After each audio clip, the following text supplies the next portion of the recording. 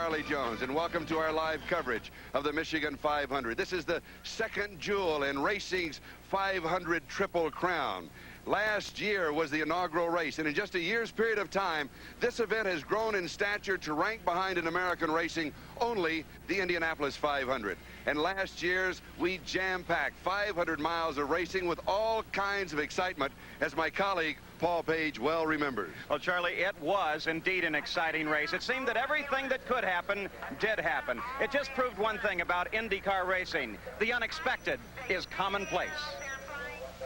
Rain delayed the first Michigan 500 1 week, but it didn't dampen spirits. As the green unfurled, we rode with Bill Alsop. The starter gives the green flag, and the first Michigan 500 for IndyCars is underway. 3 laps later, we were again watching live pictures as Bill Whittington lost control. The field got past safely, and Bill was not injured. Then the worst pit disaster in the history of the sport developed during routine fueling of Herm Johnson's car. Look at this tremendous fire as the entire pit goes up. They have been trying to fight it now for almost a minute. There was an explosion. An explosion as one of the tanks went. Apparently Herm Johnson's tank let go at the front. A.J. Foyt slammed the barrier and came inches from ending his illustrious career. It took several minutes to cut Foyt from the car, and long, painful months as a badly shattered right arm finally healed. For a while, Foyt thought his racing was over. Johnny Rutherford did a tidy little piece of driving after he ran over debris and blew a tire, but J.R. recovered and drove safely to the pits. Pancho Carter assumed the lead and was on his way to his first IndyCar win. Pancho Carter, the last turn, the last lap, less than half a mile now as he screams toward the checkered flag, and with checkers are displayed to Pancho Carter. And now to Tony Bettenhausen as he comes by. Look at Carla, look, she's crying. She's so happy with this victory. 500 miles had never been run in an IndyCar on the high banks, but Pancho Carter got the job done that day and came home to a purse of $92,855. And now the Dana Corporation has commissioned a $40,000 silver trophy to commemorate each victory. Pancho's name is already etched on the checkered flag furled around that trophy, and we wait now to see whose name will be added for the second Michigan 500. And now for that moment that we always await. Let's go to the Vice President of the Norton Company, Mr. John Nelson, for the most famous command in American sports. Gentlemen, the Norton Corporation for those magic words, Mr. John Nelson. Gentlemen, start your engines.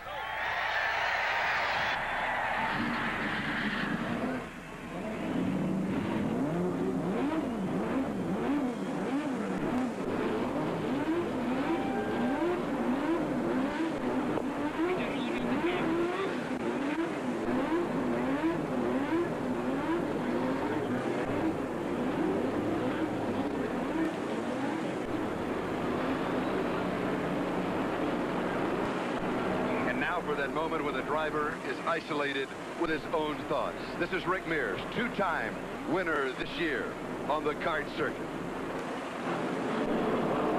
Tom Sneva, he was 4th at Indianapolis this year. Gordon Johncock, this year's Indianapolis champion. The defending champion, Pancho Carter. His only win has been here a year ago. The rookie in the first row is Don Whittington. He's looking for his first victory. Behind him, Kevin Cogan, as he pulls away, the man who caused the crash just before the start of the Indy 500, as very slowly the cars moving out of the pit. The drivers listening.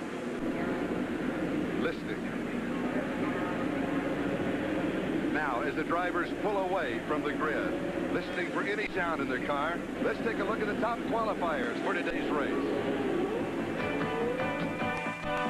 When the qualifying opened, it was Mario Andretti in car number 40 that screamed around the high banks. 205.23 miles an hour, the fastest qualifier. Then out came Rick Mears in his car number 1, denoting the national championship from last year. He was the second fastest qualifier of the day. And the Indianapolis winner, Gordon Johncock, in car 20, qualified above 200 miles an hour as well. Johncock followed by Don Whittington, qualifying just over 202 miles per hour. And then it was Tom Steva, twice national driving champion, looking for his 7th IndyCar win to match the number on his car. And Pancho Carter, the defending champion, last year's win, his only IndyCar victory in 9 years of racing. Kevin Kogan, in his PC-10, hoped to regain a position of prominence after a bad start at Indianapolis. And the winningest driver in all IndyCar racing, A.J. Foyt, at 196 miles an hour. Bobby Rahal refreshed by his first Indy win at Cleveland just 2 weeks ago.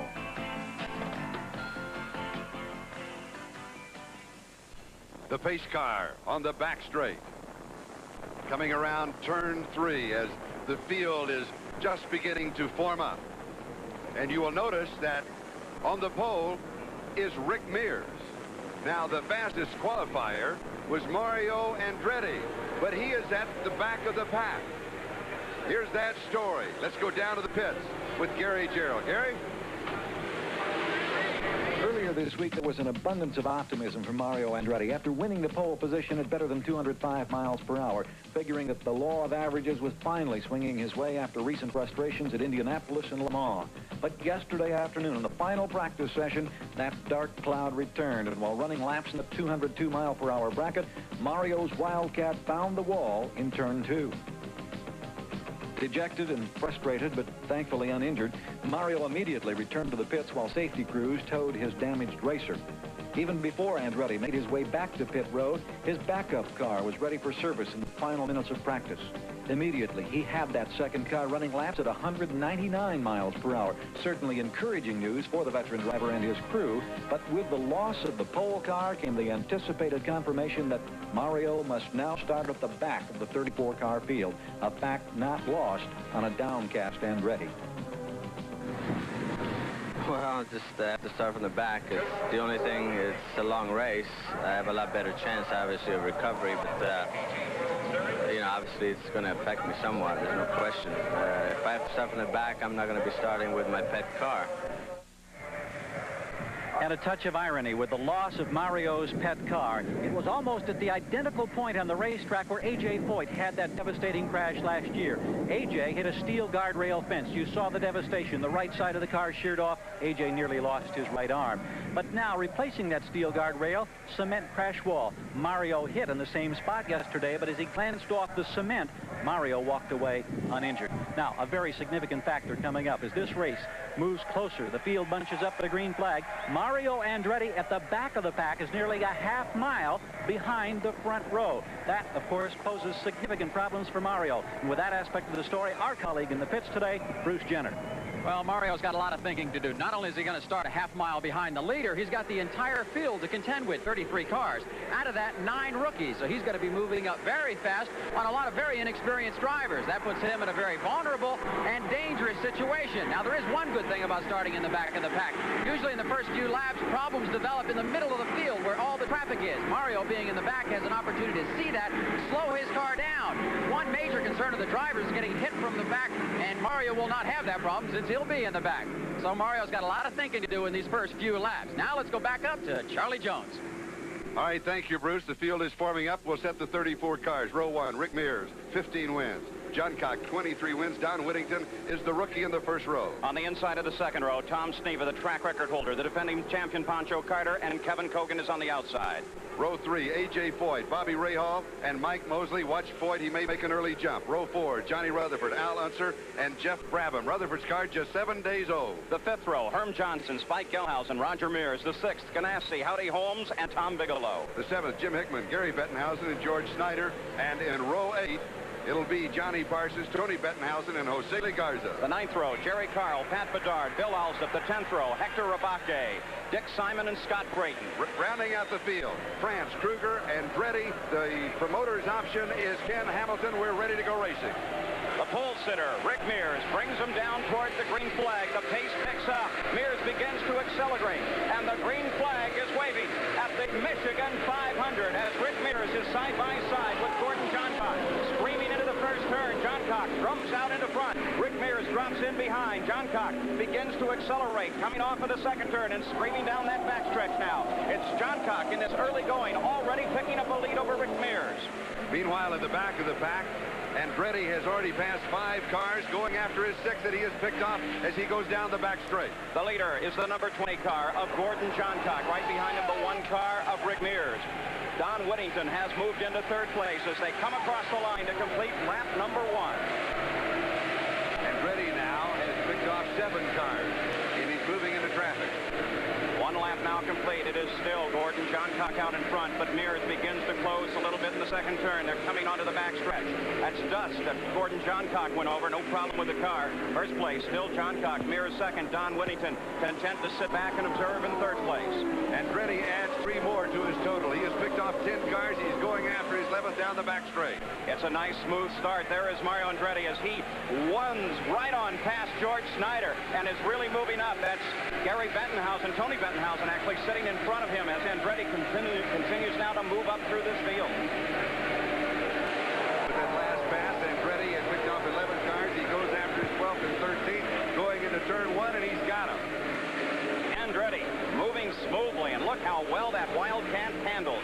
Andretti still with that black cloud over him. He is trying to work down a season of frustration as he works his way up through the field. Here's the leader, Gordon Johncock, and that is Rick Mears down low as Rick Mears now tries to close and pass Johncock. Johncock is running on the high side of the race course. Mears a little slower line down low. Johncock still out in front. 3 laps are now complete. Gordon Johncock still leading. Rick Mears in 2nd place. Don Whittington sitting down in the 3rd position. Yellow flag flies at Michigan International Speedway. The report comes from the officials that debris has been dropped on the race course, so Nick Finoro puts out the yellow flag. Gordon Johncock and Rick Mears will have to stop their battle for the moment, and the field will slow. And in the process, Mario Andretti picked off a total of 14 cars out of this field of 34. The yellow flag is out, and we'll be back to more racing at the Michigan 500 in just a moment. We're still under the yellow flag here. There was debris on the track, Paul. Well, out in the 3rd turn, they sent the crews to pick up several particles. We couldn't tell exactly what it was, but the question, of course, always, Charlie, is did it come off the race car? And if it did, whose? And once they determine that, how dire is the circumstance that it might have created? It doesn't look like it was a serious part that came off the cars. And, of course, one of the big stories here is Mario Andretti starting in the 33rd position. We had him isolated at the start of the race. He was told before the race that he would not be allowed to do any passing until he passed the start-finish line. Now, in the history of IndyCar racing, only 3 times has a driver come from the back of the pack to win the race. But those have been short races at 150 and 200 miles an hour, 200 miles total. In a 500-mile race, as you watch Andretti just picking up driver after driver, in a distance of 500 miles, a driver has never come from the back of the pack, from position 33 to win the race. Well, you can see that Mario began his move very early. He's already moved up to 20th place just in the few laps that we ran before the yellow flag. And I think Mario had conversations, Charlie, with those cars that were sitting directly in front of him, because now here as he closes on Bill Alsop and Jim Hickman and Pat Bedard, he ducks down to the inside. I think he told everybody, fellas, I'm going to be coming on through, and just watch for me and get out of the way. We figured this morning that he'd be going from pit to pit talking to every driver, giving him the idea to, check the mirror because I'll be coming after you. So Mario Andretti has now moved up to 20th position. There again, you see Andretti as he was closing on George Snyder in that number 35 car. The pace car has come off of the race course as we're back to live action. And Gordon Johncock brings the field down. The green flag flies, and Gordon Johncock continues his lead at the Michigan 500. Across the line, Rick Mears now begins to close, come up high. That is A.J. Foyt that has moved up to do contest with the leaders once again. And Andretti now is in 18th position. He has passed 2 more cars. Going after 17th in turn 2.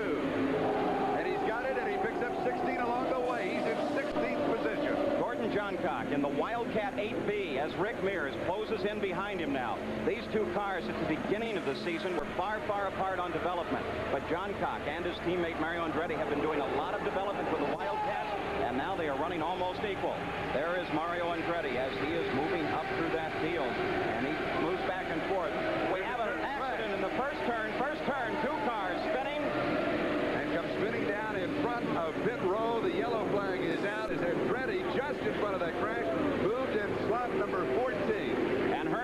Johnson in a wrecked car sitting up on the track. There is Tony Bettenhausen. Jose Lee Garza still sliding backwards, trying to get his car around. It doesn't appear damaged. It looks like he wants to get moving. There is Herm Johnson. His car, an Eagle, badly damaged, the fastest stock block in the field. But its day is obviously over. The right side ripped off of that car. But look at Herm Johnson. Climbs out of the car and runs to safety. So the yellow flag is out at Michigan International Speedway. We have our first accident on lap number 8.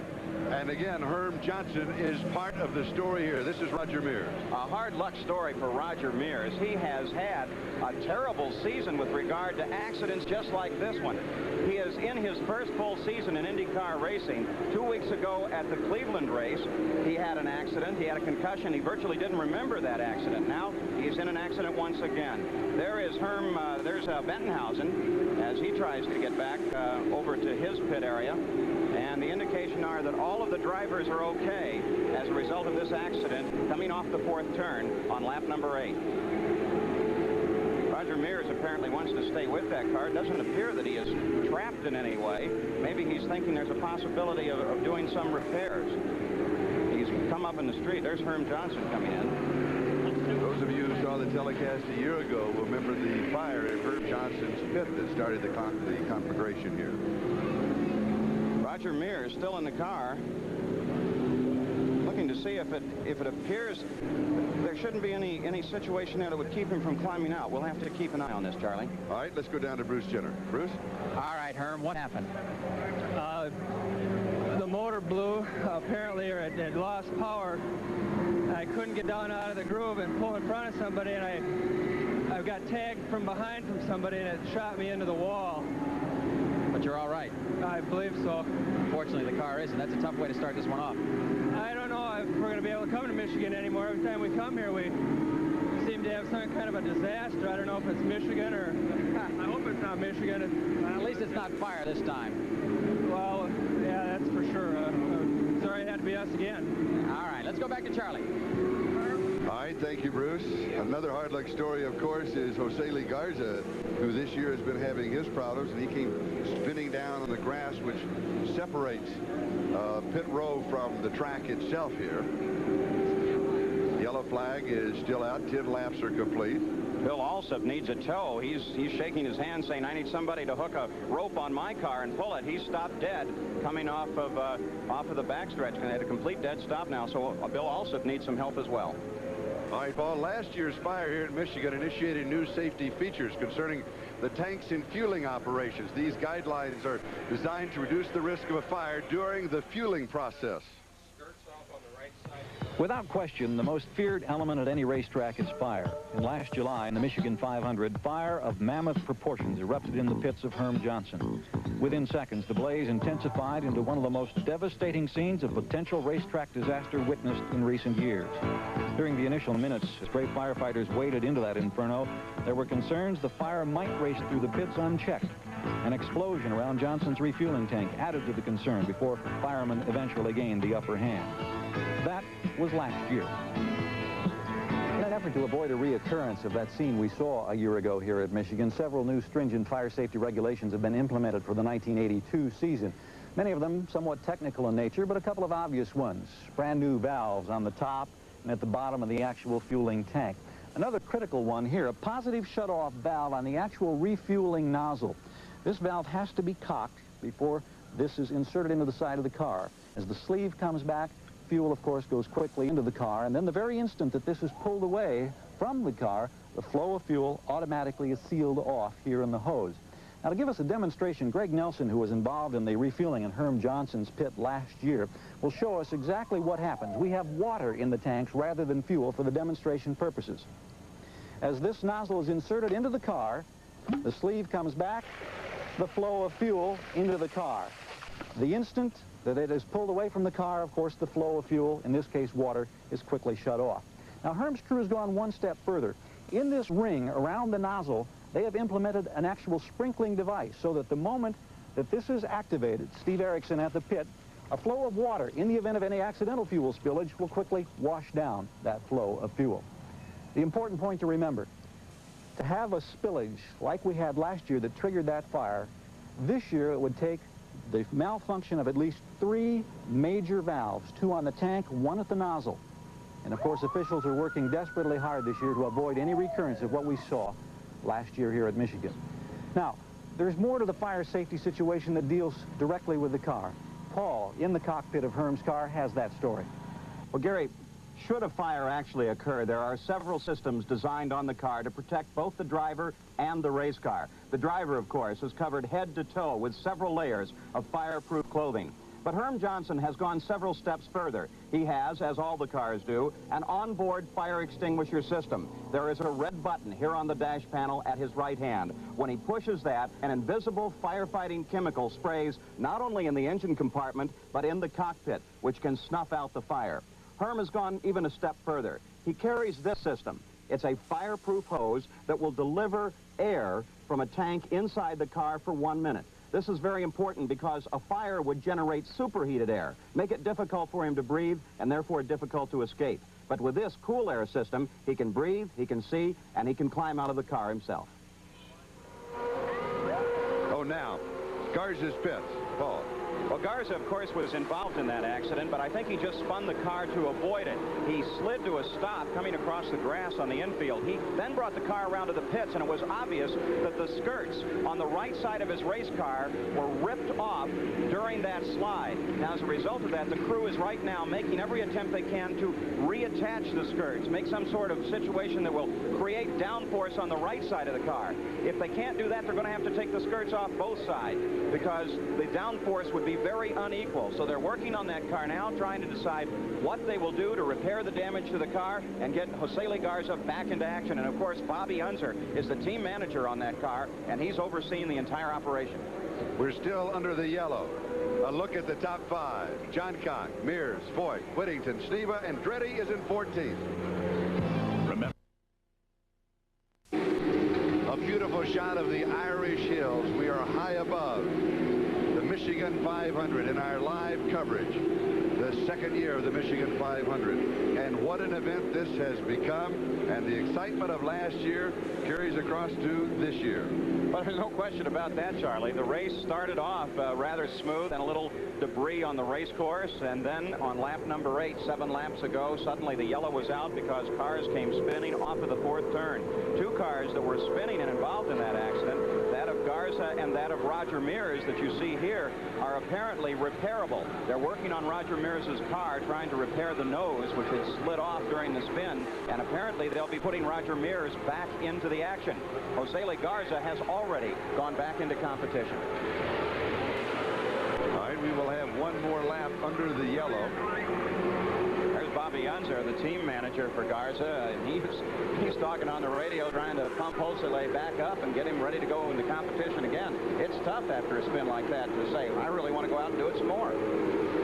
The underwriting story here is Mario Andretti. Had to go to his backup car. He was the fastest qualifier. When you go to your backup car, that means you go to position number 33. Now, with 16 laps complete, Andretti has already moved up to 14th in the race. And never in the history of a 500 has a driver come from behind, from the last spot, the 33rd spot, because here we have 34 with the promoter's option and Ken Hamilton being in, but not from the 33rd to win a 500-mile race. Well, Andretti actually, of course, started back there at the Indianapolis 500 in 1981, moved up, came in second physically on the racetrack, and then the decision on the winner was reversed. Andretti was made the winner, then reversed again. Bobby Unser was given the win back. So the point is, it is possible, and if anybody can do it, Mario can. He almost did it before.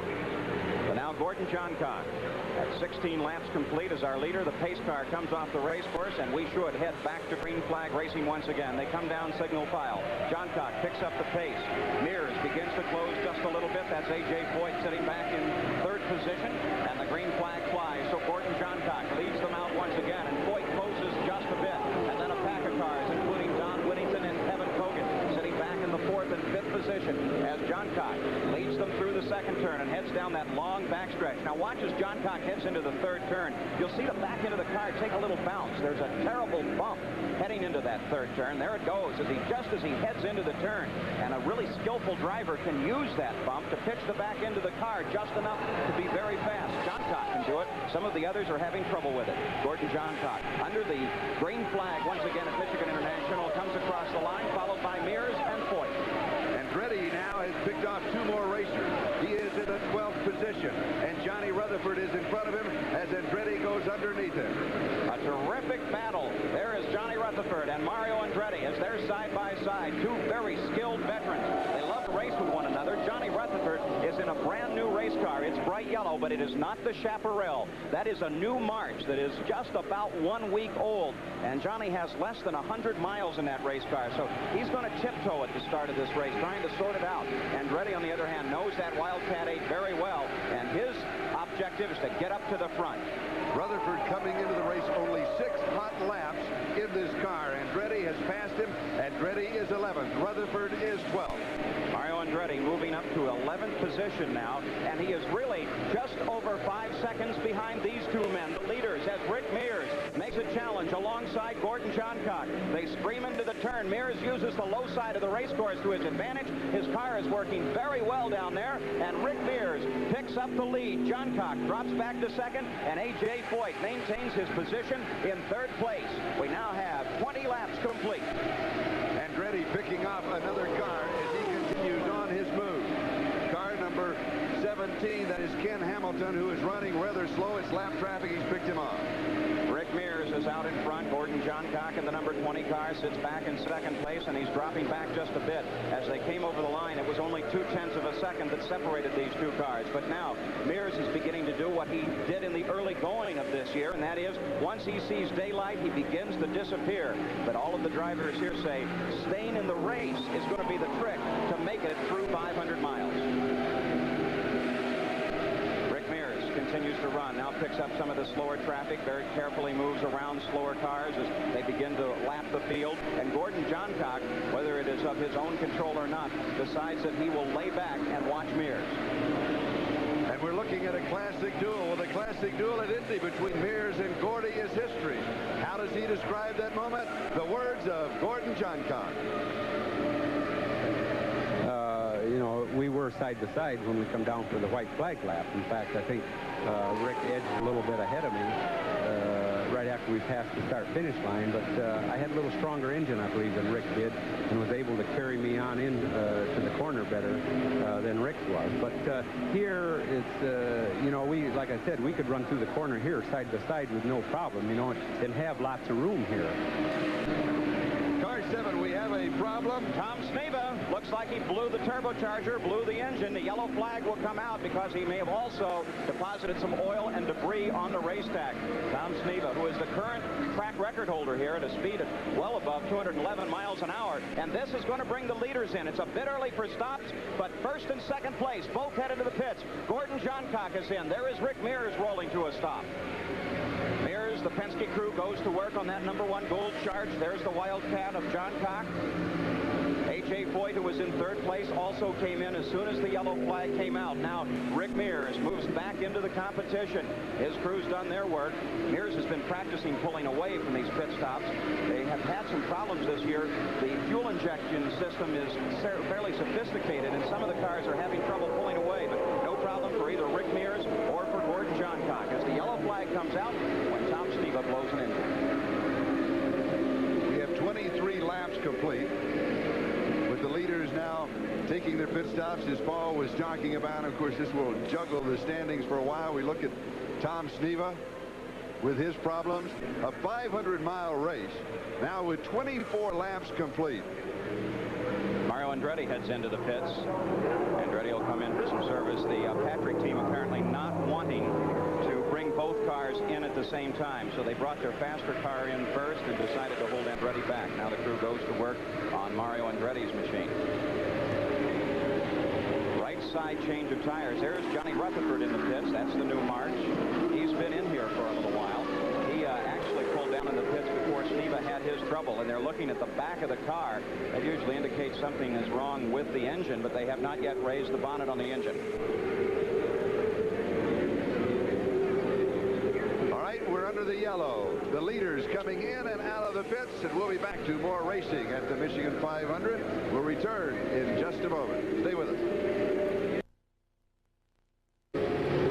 And the Goodyear Blip Enterprise rising high above the Michigan 500. Well, we're under the yellow flag at the Michigan 500 with 26 laps complete. This yellow light came out when Tom Sneva blew an engine on his Texaco Star. The engine let go very suddenly. They went yellow right away because when it goes like that, you're not sure how much oil or how many parts might have ended up on the racetrack. You saw Andretti move past when that occurred. The choreography of pit stop is essential. Here's Gary Gerald with the report. For those who strive so diligently for victory in IndyCar racing, there's no argument with the long-standing claim that races are won and lost in the pits. During the course of today's Michigan 500, this scene will be repeated more than a half-dozen times by the hard-working crews serving each of the drivers. A precisely choreographed piece of business where 5 men come over the wall to change tires and add upwards of 40 gallons of fuel in a matter of seconds. This is the Rick Mears pit crew in action, the same crew that was ravaged by fire a year ago at Indianapolis. This special demonstration for our Sports World cameras last summer reunited the Mears team for the first time since that horrifying experience at Indy. Let's look again at the specific functions of each crew member as Mears' Gould charge is serviced. First, airjacker Chuck Sprague connects an air hose that instantly elevates the car on 4 jacks. At the same time, Jerry Briand, who this year replaces John Haupt, wheels an impact wrench to replace the right rear wheel. As the car comes down off the jacks, both men race to the rear to help push Mears away. At the right front location, Chief Mechanic Peter Parrott handles another high-speed wheel gun to change the right front tire. As he pirouettes away from the wheel back to the wall, Parrott must be absolutely certain the hose is clear of the car. Meanwhile, Mark Wesneski and Bill Murphy work in tandem to fuel the car. Wesneski vents the top of the fuel tank as Murphy couples the fuel hose to the sides of the tank. When fuel appears in the vent hose, both men simultaneously pull their hoses and jump back. In a matter of seconds, the team concept of championship racing is put to the supreme test in a well-orchestrated series of maneuvers that sends Rick Mears back on the track.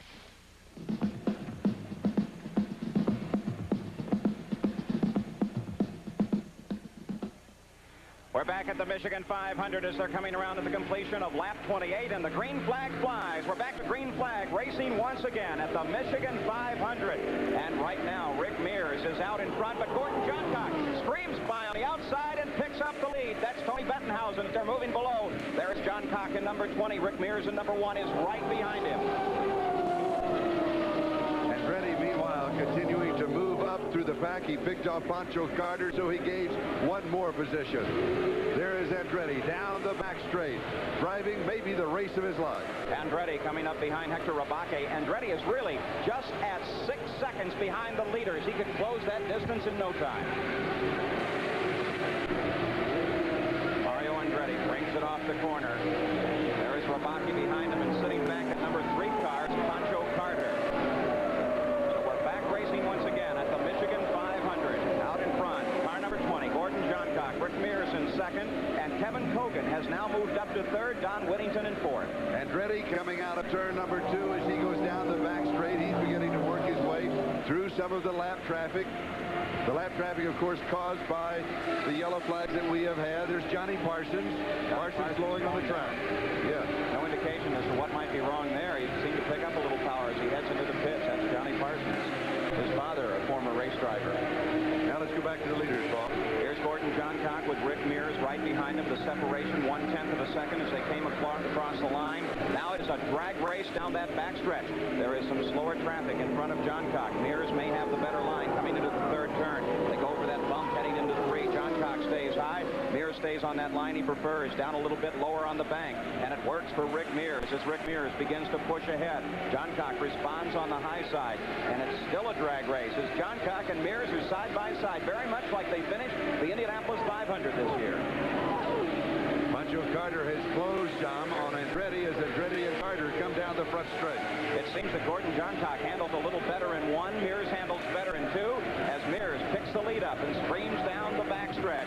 Johncock in pursuit. That's Garza sitting on the outside after his pit stop to repair his wings. Here is Mario Andretti still moving up through the pack. He is now up in 6th position, but he has dropped to almost 10 seconds behind the leader. And that's Pancho Carter in car number 3, the defending champion, sitting in 7th place right behind behind Andretti. As Pancho begins now a fight with Andretti. He pulls up and wants to sit just off the back end of Andretti's car. You'll notice that Pancho will try and keep his car a little offset from Andretti's. That's because there is a draft behind these cars, and if Pancho gets too close in, he won't have any wind to work his ground effect, so he has to keep some fresh air passing over the car. Look at Pancho Carter as he nails the throttle and works a little bit better than Andretti and comes past Andretti. So now Pancho Carter has moved up to 6th place, but Andretti's not going to let him be. Andretti returns the challenge on the backstretch going into 3. Pancho comes back. What a battle we're seeing here, Charlie. It has truly become a ballet of inches. 250 laps, 1,000 left-hand turns. There's Pancho Carter as he has now decidedly begun to move out ahead of Mario Andretti. Andretti seemed to just drop back all of a sudden, so the question now will become, is there something wrong in Andretti's car? Is there something good in Carter's car? Or has Andretti decided, I'll just wait a little while? 34 laps are complete. Rick Mears leading with John Cox running 2nd. Kevin Kogan is 3rd. A.J. Foyt is 4th. Mario Andretti, we continue to watch him in 7th place, 11 seconds behind the leaders. Pancho Carter has picked up and moved out and around and has now moved up into 5th place. Here we're back with the lead once again. Rick Mears is leading the race, encountering some slower traffic. Right behind him is Gordon Johncock. Johncock is now a full second back as Mears once again pulls out a bit of a lead. The two of them heading through the 3rd turn. You can see the interval between our leader Rick Mears and car number 1, Gordon Johncock, 1 second back. Again, Johncock now has decided to use a little lower line coming off of the 4th turn. Apparently he saw it working for Rick. So it is Rick Mears, Gordon Johncock, Kevin Kogan, A.J. Foyt, and Pancho Carter running as the top 5. The weather continues to hold. We had a forecast that we would have rain this afternoon, but it has cleared up. The forecast is that it will rain this evening. We hope that it holds. There's the top 5. We'll be back to racing in a moment.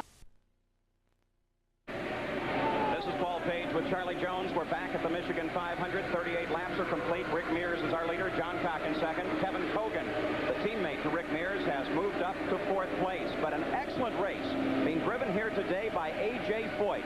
Foyt currently sits back in 4th place. And Charlie, he's been very smart right from the going. There you see that famous number 14, the Coyote Orange of A.J. Foyt. The car, actually a March, though. He's given up on the Coyotes. He knows this car goes perfectly well. And Foyt knows it's a long race, and he's just going to sit back and watch the leaders through this part. He is a veteran of IndyCar racing, as everyone knows, a total of 67 wins, 4 times winner at Indianapolis, 7 times a national driving champion. Out in front of him is Mike Mosley, who has been running rather well, but Mosley is a lap down, and there's a story concerning that. Let's go to Gary Jarrell for that report.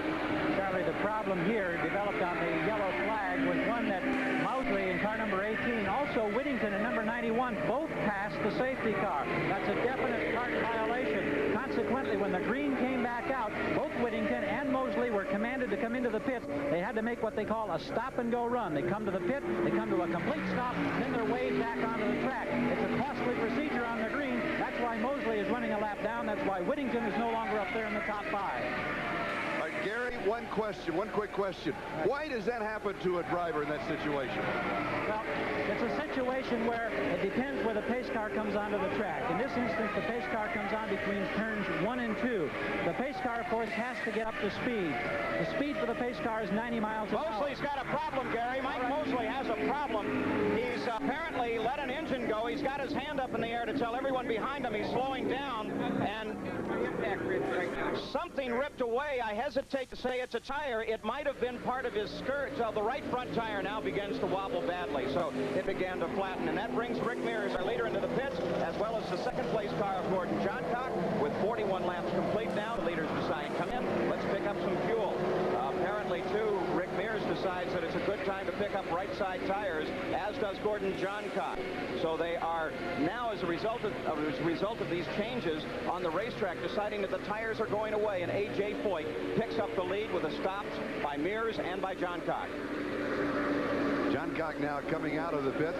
Interesting as far as the Penske cars, normally their pits are at the far end of pit lane. However, this year they moved into the front end of pit lane. They wanted to avoid congestion coming into the pits, such as happened at Indianapolis. Well, at Indianapolis, as Rick Mears was coming into the pits, he had to slow very quickly for another car that was in the wrong lane, and so Roger Penske doesn't like that. Here is the new leader, A.J. Foyt. Now, he stayed out when this yellow flag came out, and he had no need for any tires or anything else, so he's decided he's going to stay out on the course. It's also interesting, Charlie, to note that on that last set of stops, Rick Mears only changed the 2 right side tires, and Gordon Johncock decided he needed 3 tires, the left rear and the right side tires. Here's Andretti in. So Mario comes into the pits as he continues to make his move, currently in 6th place after starting in 33rd place.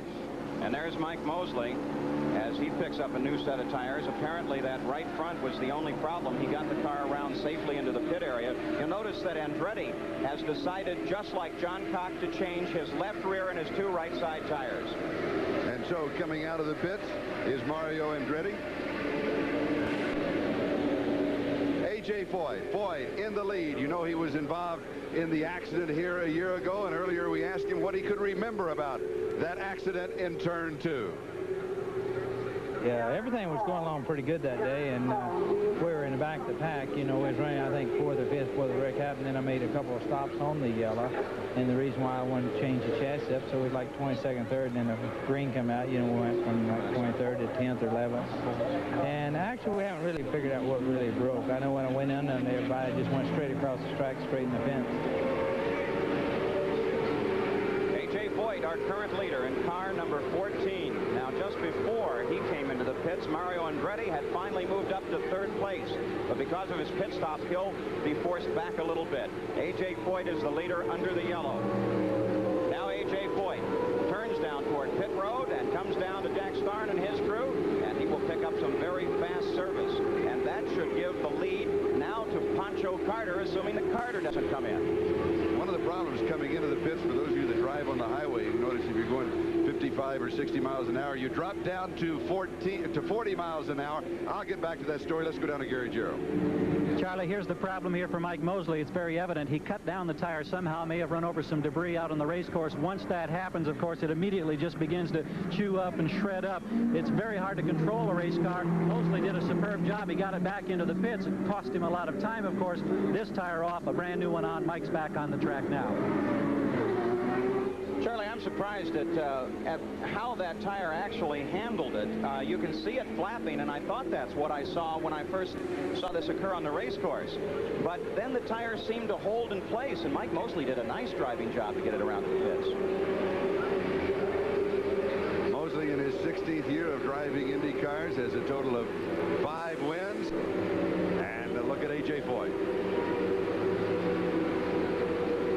Still under the yellow. 1 lap to go. International Speedway. 1 lap to go in the yellow. Being scored is our leader right now, and Pancho Carter still being scored in 2nd place as the cars continue to make stops, taking advantage of this yellow flag on lap 46. The starter. He has 2 sons, by the way, who are both racers over on the East Coast. He's waving, trying to get the field to catch up because they'd like to get the green flag back on once again, the green light back on once again, Charlie. Let me finish that story quickly coming into the pits.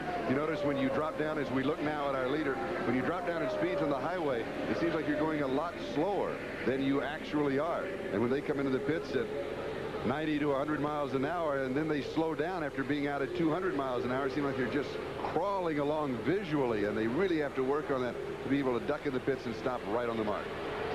And now they begin to pick the speed up once again. The pace car off of the 4th turn down into the pit area. There is Pancho Carter and his brand new march as he brings them down to the green flag, and we're racing once again. Pancho Carter out in front of the field, coming across the line, back to green flag racing.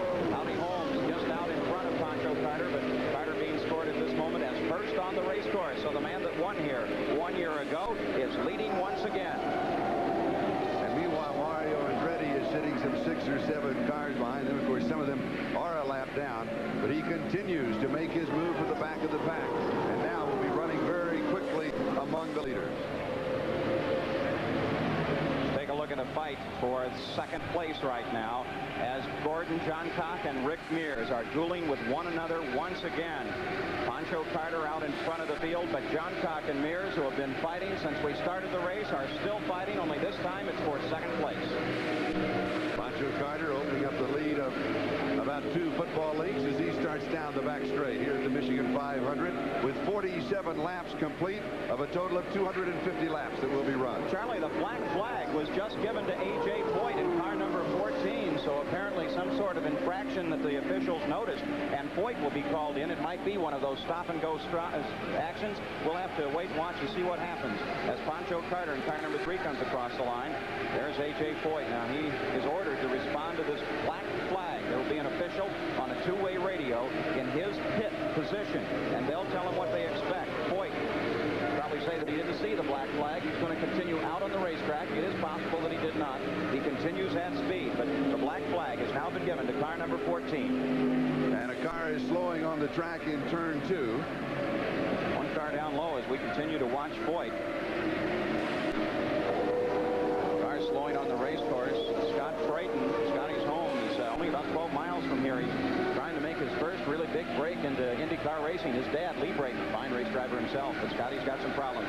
Here comes Foyt again. Let's go down to the pits and Gary Gerald as Foyt comes into the pits. Well, just as you speculated, that it seems to be the problem. Foyt apparently passed the pace car. They are going to bring him in, according to Jim Gilmore and the crew. We're anticipating that A.J. should be coming in. Here he is right now. It's simply a stop-and-go situation. He stops, gets back on the throttle. He burns the tires. The rubber actually flying back here behind the pit wall as A.J. gets back on the track. And I suspect that Texan is none too happy about that, but the officials did determine that Foyt passed the pace car, and so they bring him in for a stop-and-go penalty. And the only thing burning in car 14 is A.J. Foyt and not the tires. From high above the Michigan 500, our racing action continues with a total of 50 laps complete. Pancho Carter has the lead. The yellow flag is out. Debris on the track, courtesy of this car, Mike Mosley. Well, Mike Mosley and that Craco March apparently lost a side panel. There it is laying on the racetrack. Now what it is a piece of fiberglass that covers the top of the pod on the right side of the race car. You can see it's missing there. You can see all the inner workings of the race car, the intercoolers, cooling system on the car.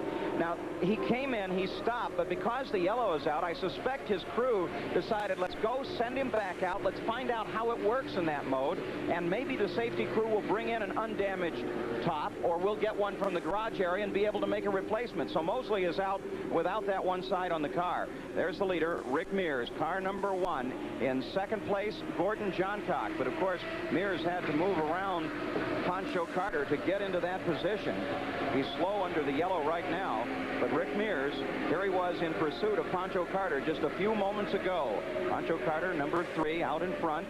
Mears on the backstretch, using acceleration and a little bit of draft work on that tremendous PC-10 of his as he moves past the march and assumes first place.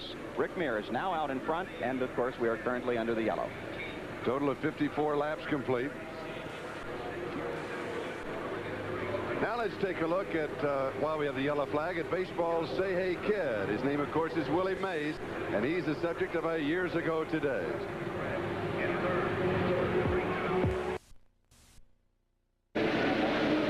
To racing with 62 laps complete. Rick Mears and Johncock battling for the lead right now. Mears has it, and Andretti has moved up from 33rd to 3rd. Kevin Cogan is in 4th. Al Unser and Jeff Brabham continue to battle for 5th place. But right now, let's go back to the start of the race. Paul Page. Well, Charlie, I'm not so sure that these two drivers believe that they ought to take it easy while they're running. Here is the green flag as it came out just moments ago, switching from yellow. That was Rick Mears out in front at that time, but look at this tremendous charge by Johncock. I think he just got the drop on Mears as they came off the 4th turn. That's Mario Andretti and Kevin Cogan sitting right behind them, and then Mike Mosley, who is several laps behind now. But Johncock and Mears continued to run hammer and tong back and forth constantly. Now Johncock is running with 3 fresh tires, and the crew has reported that on both those Wildcats that the new tires have helped substantially in the handling. And there's evidence of it as Johncock is sitting up high on the banks, but Mears running down low, and these two guys apparently want to run the whole season like this, side by side all the way. Johncock high, Mears down low as They come across the line in a dead heat. The two guys are really seeming to have a good day with it, but the question you have to ask is whether or not they'll be able to do it for 500 miles.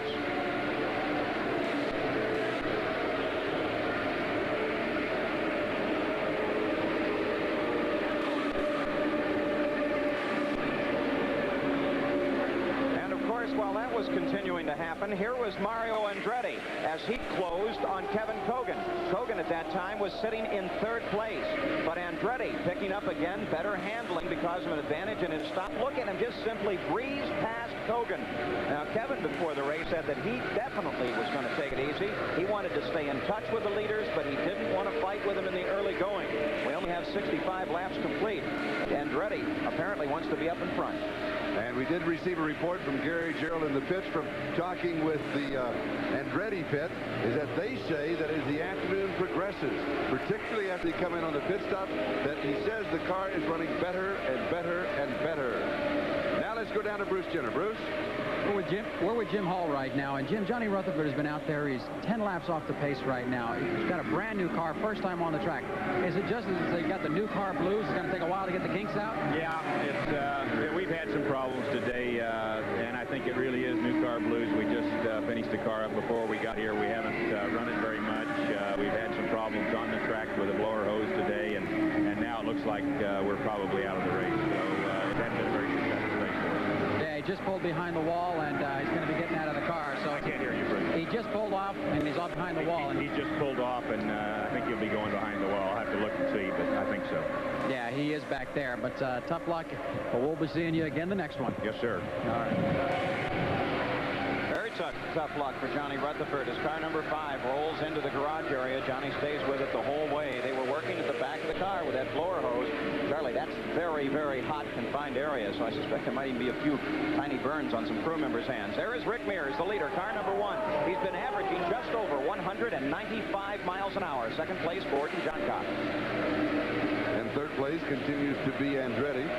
Andretti again, in case you joined us late, in his backup car, the fastest qualifier. But when he had to go to the backup car because he put his number 1 car into the wall here yesterday, that means that he moved to the 33rd position at the start. But boy, did he have a great early part of the race. Now running third behind Mears and Johncock.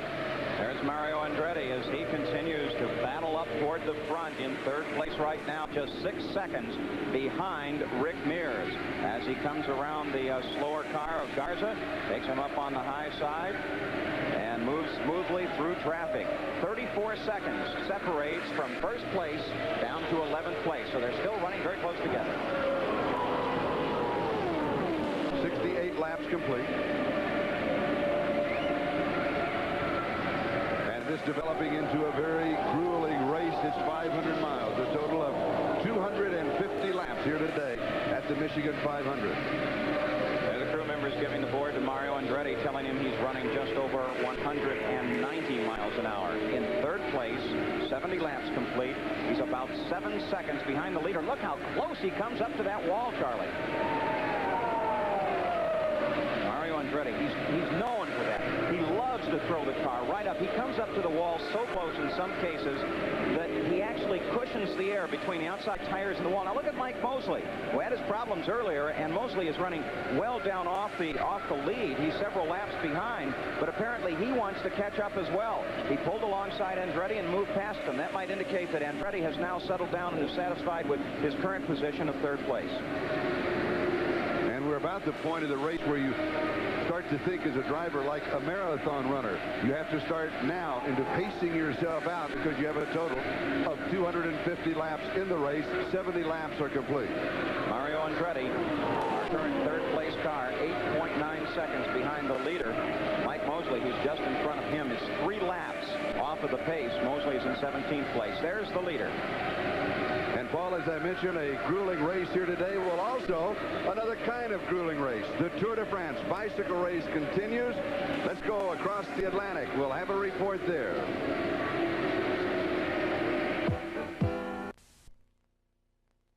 Captain Richard Daniels from Burbank, California. The Enterprise, by the way, is named after the winner of the 1932 America's Cup race in Newport, Rhode Island.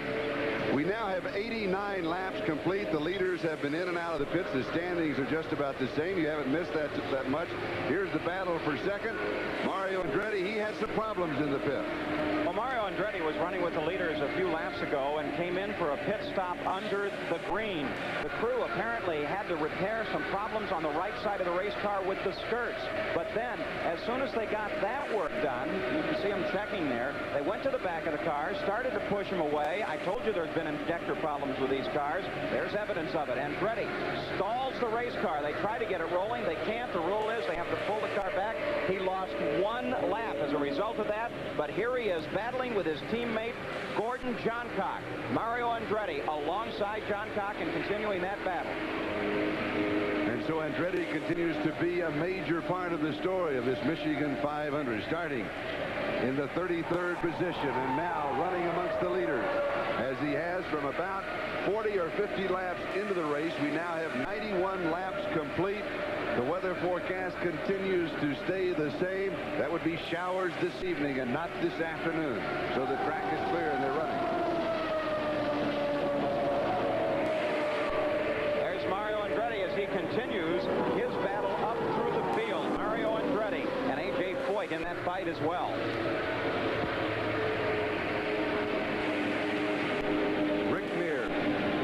The current leader of the Michigan 500. Mears with a total of 15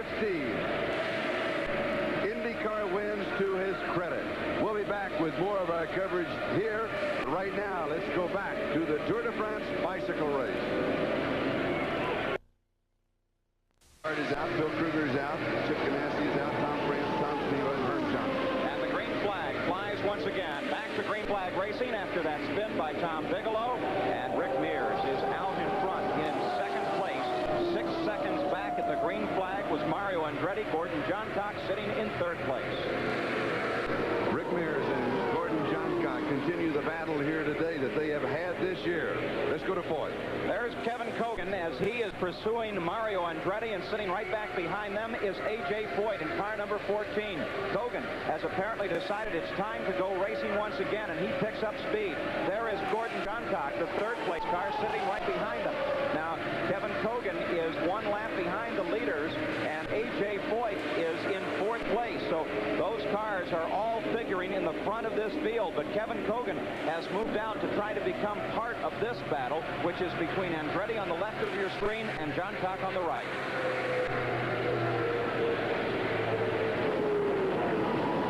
The leader is Rick Mears, almost 7 seconds out in front of second place Mario Andretti. The battle is right here for second place as Johncock tries to get around Andretti once again.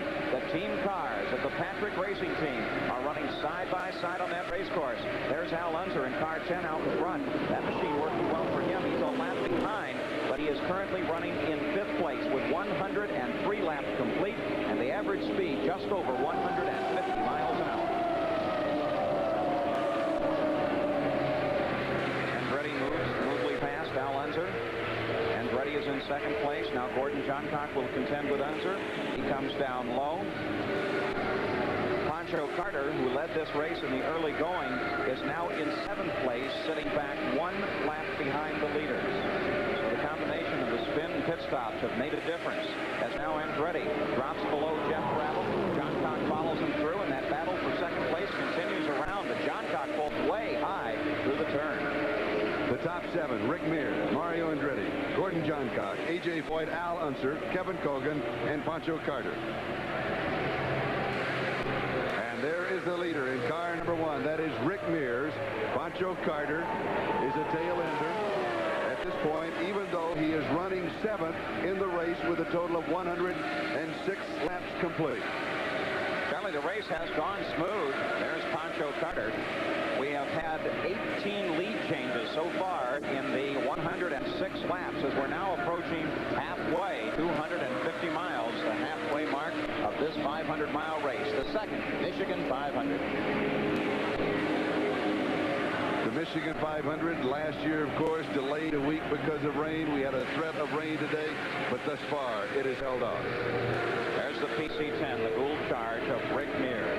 An awesome machine when he brought it to the first race of the season back in Phoenix, Arizona. Arizona. He shattered the track record, won the race, did the same thing in Atlanta, and the car has just handled perfectly all along. There is Tom Bigelow in car number 72, the car that spun earlier. And he is back up at speed once again. But there is your leader, Rick Mears. He is 8 seconds out in front of the second place car as he moves around Bigelow. The second place car is Mario Andretti, and Gordon Johncock is sitting right behind Andretti.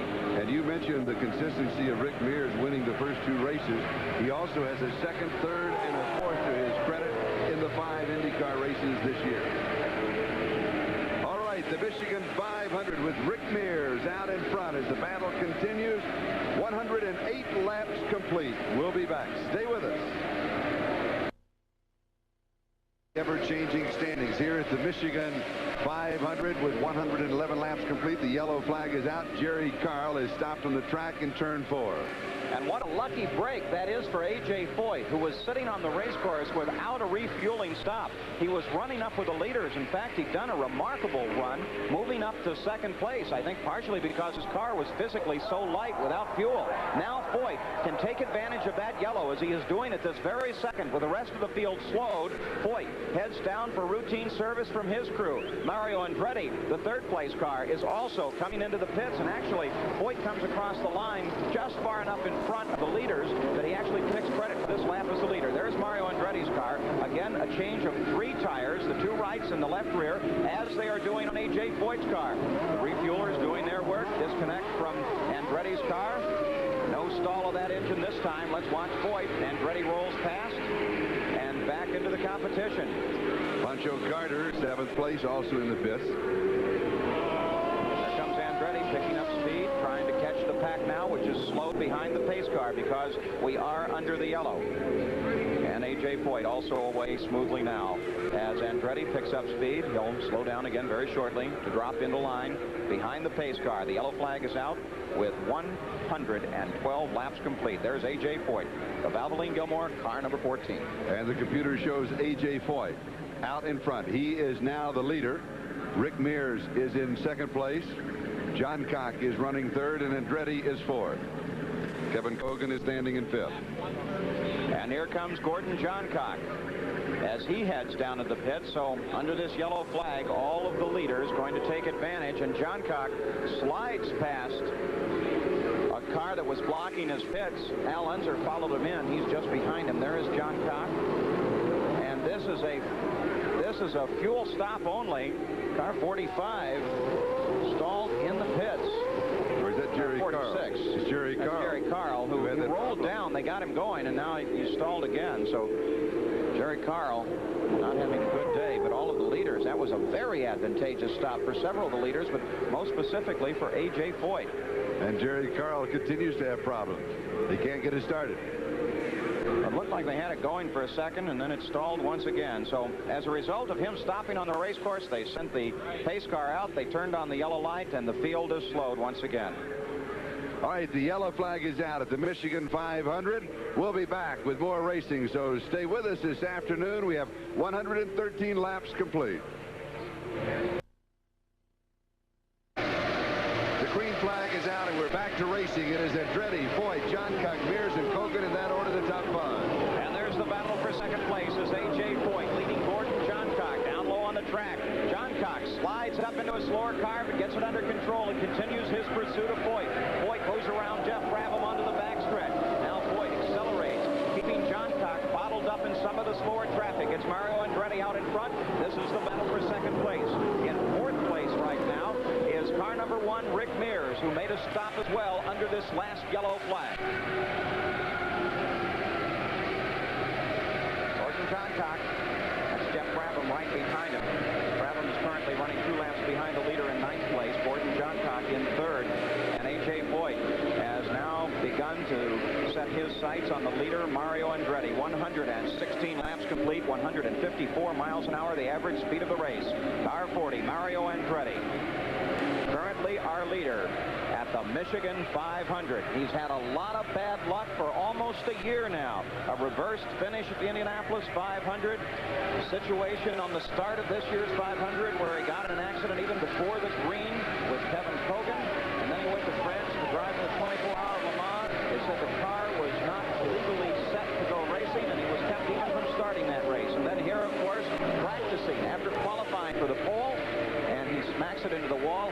start in 33rd place, but he is currently our leader at 117 laps. And Paul, only 3 times in IndyCar history, never at the distance of 500 miles, has the car starting in the back won the race. The crew also indicated that as the race got deeper and deeper, that Andretti's car was handling better and better. So Andretti seems to be in a dominant position right now. In second place, the great A.J. Foyt. Gordon Johncock, this year's Indianapolis winner, is in third, and Rick Mears, the defending national champion, is in 4th place.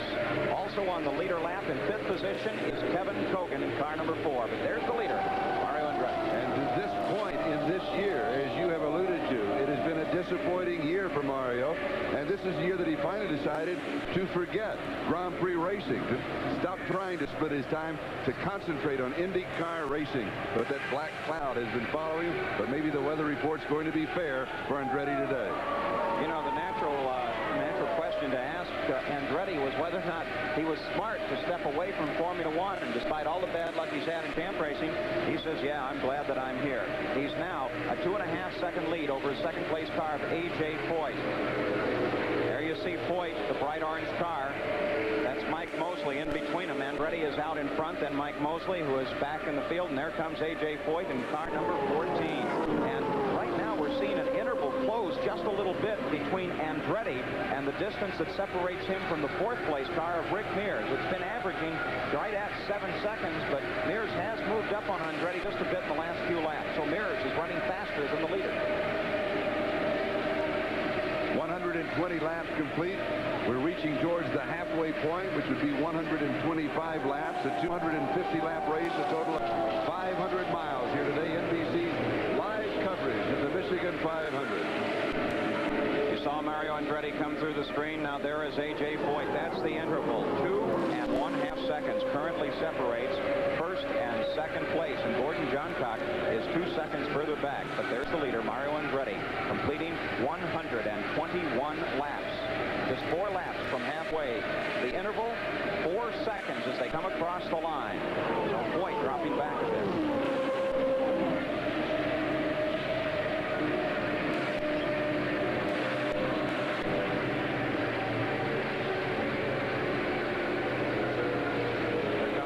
Off the backstretch once again.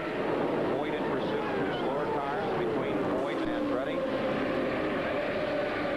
There is Andretti coming off the 4th turn past the pit area.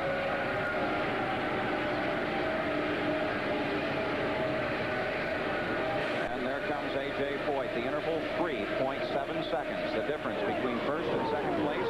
And Gordon Johncock now in 3rd place, 1 second behind A.J. Foyt. So the front of the field still running very close together. It's anybody's race, Charlie. Now, Andretti qualified as the fastest qualifier, just over 205 miles an hour. But in practice in his backup car yesterday, he was the 4th fastest.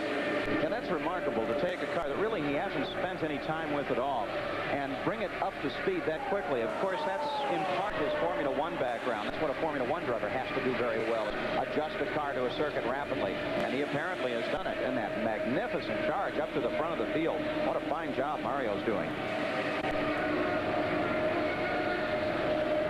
The interval closing a little bit. Mario Andretti, the leader from Nazareth, Pennsylvania. But if you measure the interval from Andretti to Rick Mears, Mears has now closed from 7 seconds behind Andretti. He's closing up to about 5. Rick Mears, there he is in car number 1. He is driving faster than Mario Andretti and is beginning to catch up. The top 5 positions are all on the same lap with the leader. Gordon Johncock right behind Rick Mears. So got Mario Andretti out in front. A.J. Foyt 4 seconds back now in second place. Rick Mears is now in 3rd, just a bit behind A.J. Foyt, and Gordon Johncock sits in 4th, 5 seconds back from the leader. Smooth run. I can't believe how well that car is handling it. I wonder if Mario is just sitting there saying, what's going to go wrong next? He had a perfect week here. Good qualification run. Not as fast as the track record held by Tom Sneva, 211 miles an hour, but at his speed of 205.3, that was a good run considering that it was very hot. The track was very slick because of the ambient air temperature, and there were some gusty winds. So while it was not a track record, it was a very good run for Andretti and the Wildcat. Now, the story that you started continues, and that is the story of Rick Mears chasing Andretti, as he has now moved into second place, passing A.J. Foyt. So it's Andretti first with Mears running second, and Mears is running faster laps than Andretti. Mears now has moved through that pack, and Mears is closing on Mario Andretti. Mears running physically a lot faster. Mears moving up to second place, so he is in pursuit of Mario Andretti right now.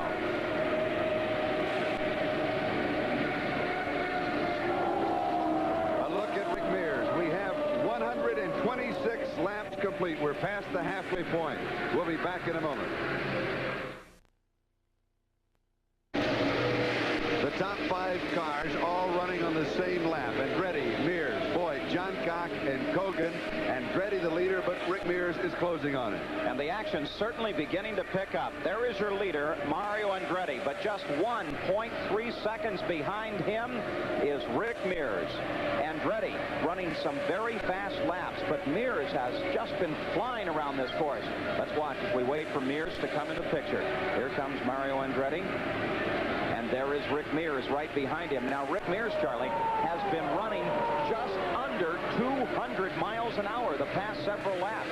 And that explains why he's able to catch up to Andretti. Andretti is running slower, but not by much. We just put a little clock on Andretti, and Andretti is getting around at 196 miles an hour. There's the third place car of A.J. Foyt, 6 seconds behind the leader. And that down low is Mike Mosley, still trying to move up through the field. He's 2 laps down. And then on the right side of the screen is Gordon Johncock. Johncock currently in 4th place, 6 seconds behind the leader, which is Mario Andretti. Andretti had a bit of a traffic problem. Mears Here comes Kevin Kogan in. Kevin Kogan currently running in 5th place, heads in for some service from the Penske team. No change of tires. Apparently they're happy with the way the car is handling and performing. Check down to make sure that all of the coolers are clear, but no change in aerodynamics. Look at Johncock pull way high all of a sudden. Apparently this got loose from him in that turn. Johncock currently in 4th place. Comes up high in the second turn. There goes Kogan. Routine pit stop, just picks up fuel back into the action. When he came into the pits, he was in 5th place. Meanwhile, Andretti has opened up a bit of running room on Rick Mears as they've been working their way through some traffic. Mario Andretti out in front at lap 114. About 20 laps ago, most of the leaders came in and made their stops. So maybe Penske is now playing strategy between his 2 cars, because he brought Kogan in on the 133rd lap. A stop that is widely different from the last one made by Rick Mears. Mario Andretti, car number 40, leads our race. Of course, Rick Mears has had a terrific season, led 14 different races so far, 14 times as a leading car. Johncock is barely half that. Of course, it only counts, Charlie, on lap 250, 500 miles. And right now it is Mario Andretti, Rick Mears, A.J. Foyt, Johncock, and Al Unser, the top 5. And it is still Rick Mears that when he has a clear track in front of him is running faster. He is able to average over 198 miles an hour. But now in the last lap, Mario Andretti has responded to that challenge and has been averaging 198. There's A.J. Foyt as he heads into 3, and back to the leader, Mario Andretti, car 40.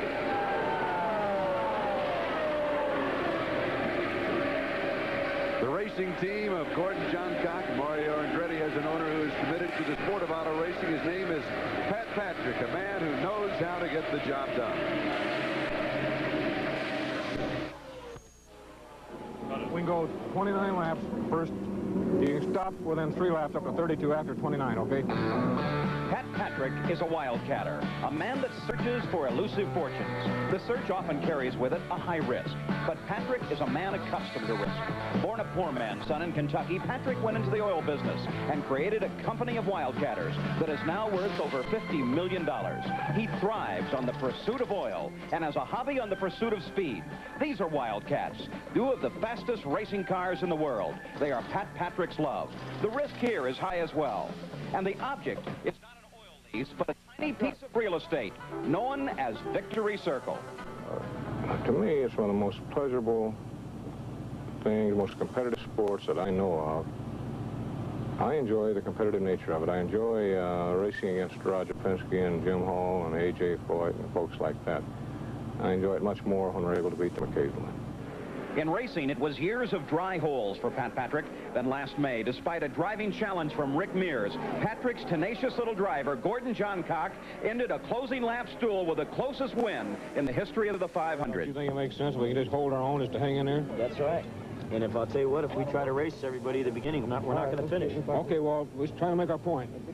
Any race team is close-knit. Patrick's is more than that, almost a family. Gordy and I are, I think, good friends. Very good friends. We hunt together, fish together, and race together. Pat Patrick's a competitor just like I am. He likes to win. He doesn't like to go for second place. Second place means nothing. If I smash up a race car, I've never caught the devil once for smashing up a race car because he knows that I'm always trying, that I'm just, you know, not out there to coast, to finish second or third. You know, I spun a car out and hit the wall leading, but he knows that I was trying to win the race. And, you know, I've never gotten in trouble for wrecking an automobile of his. Gordy is a very, very professional race car driver. And Mario Andretti has been a tremendous asset to us because Mario really can sort a car out and set it up. And we know, contrary to what a lot of people may think, Gordy and I know that we could not have won Indianapolis without Mario Andretti. I had been talking with Patrick in the past, and then once we got working together, I found him to be a great man to work for. And I think he's honest, considerate, straightforward, difficult to please, impossible to understand. It's a major business operation to own one Indy car. The two Wildcats are a multi-million-dollar operation. Occasionally, Patrick finds himself in the position of watching his two $250,000 race cars fighting each other hammer and tong. In the old days, an owner might order one driver to back off. Not Patrick. He won't let either driver back off. They're both probably two of the best race car drivers in the world, and in all honesty, I don't think either one would back off, and I wouldn't ask either one of them back off. If that's the way it is, that's the way it is. That's the name of the game. Millions invested. Winning seldom replace those investments. But for Patrick, his drivers, and his team, the name of the game is winning. But is it worth it? It's been very fulfilling for me, very gratifying. I've made a lot of friends. I really enjoyed it, yes. Pat Patrick is a man that never stops. He drives a hard bargain in the oil fields or on the racetrack. He demands perfection. But in business or racing, the pursuit has brought a fortune and happiness to Pat Patrick. There's Mario Andretti still out in front of the Michigan 500. In pursuit is Rick Mears, and Rick has been averaging, now get this, just over 200 miles an hour as he chases Mario Andretti in car number 40. Andretti out in front, Rick Mears right behind him, and Mears now begins to close. They come up on slower traffic. Mears coming down on the back end of Andretti's car. What a tremendous battle this has been as Mears has chopped away at the back of Andretti. Now Mears with a try on the low side. Mears comes low. They're in traffic. They come by Brabham. They come by Brayton. Andretti is out in front, but Mears picked up an advantage. Now Mears tries to draft as they come over the start-finish line. It's Rick Mears up on the high side. Mario Andretti down low. Mears almost up into the gray and non-tractionable area of the race course.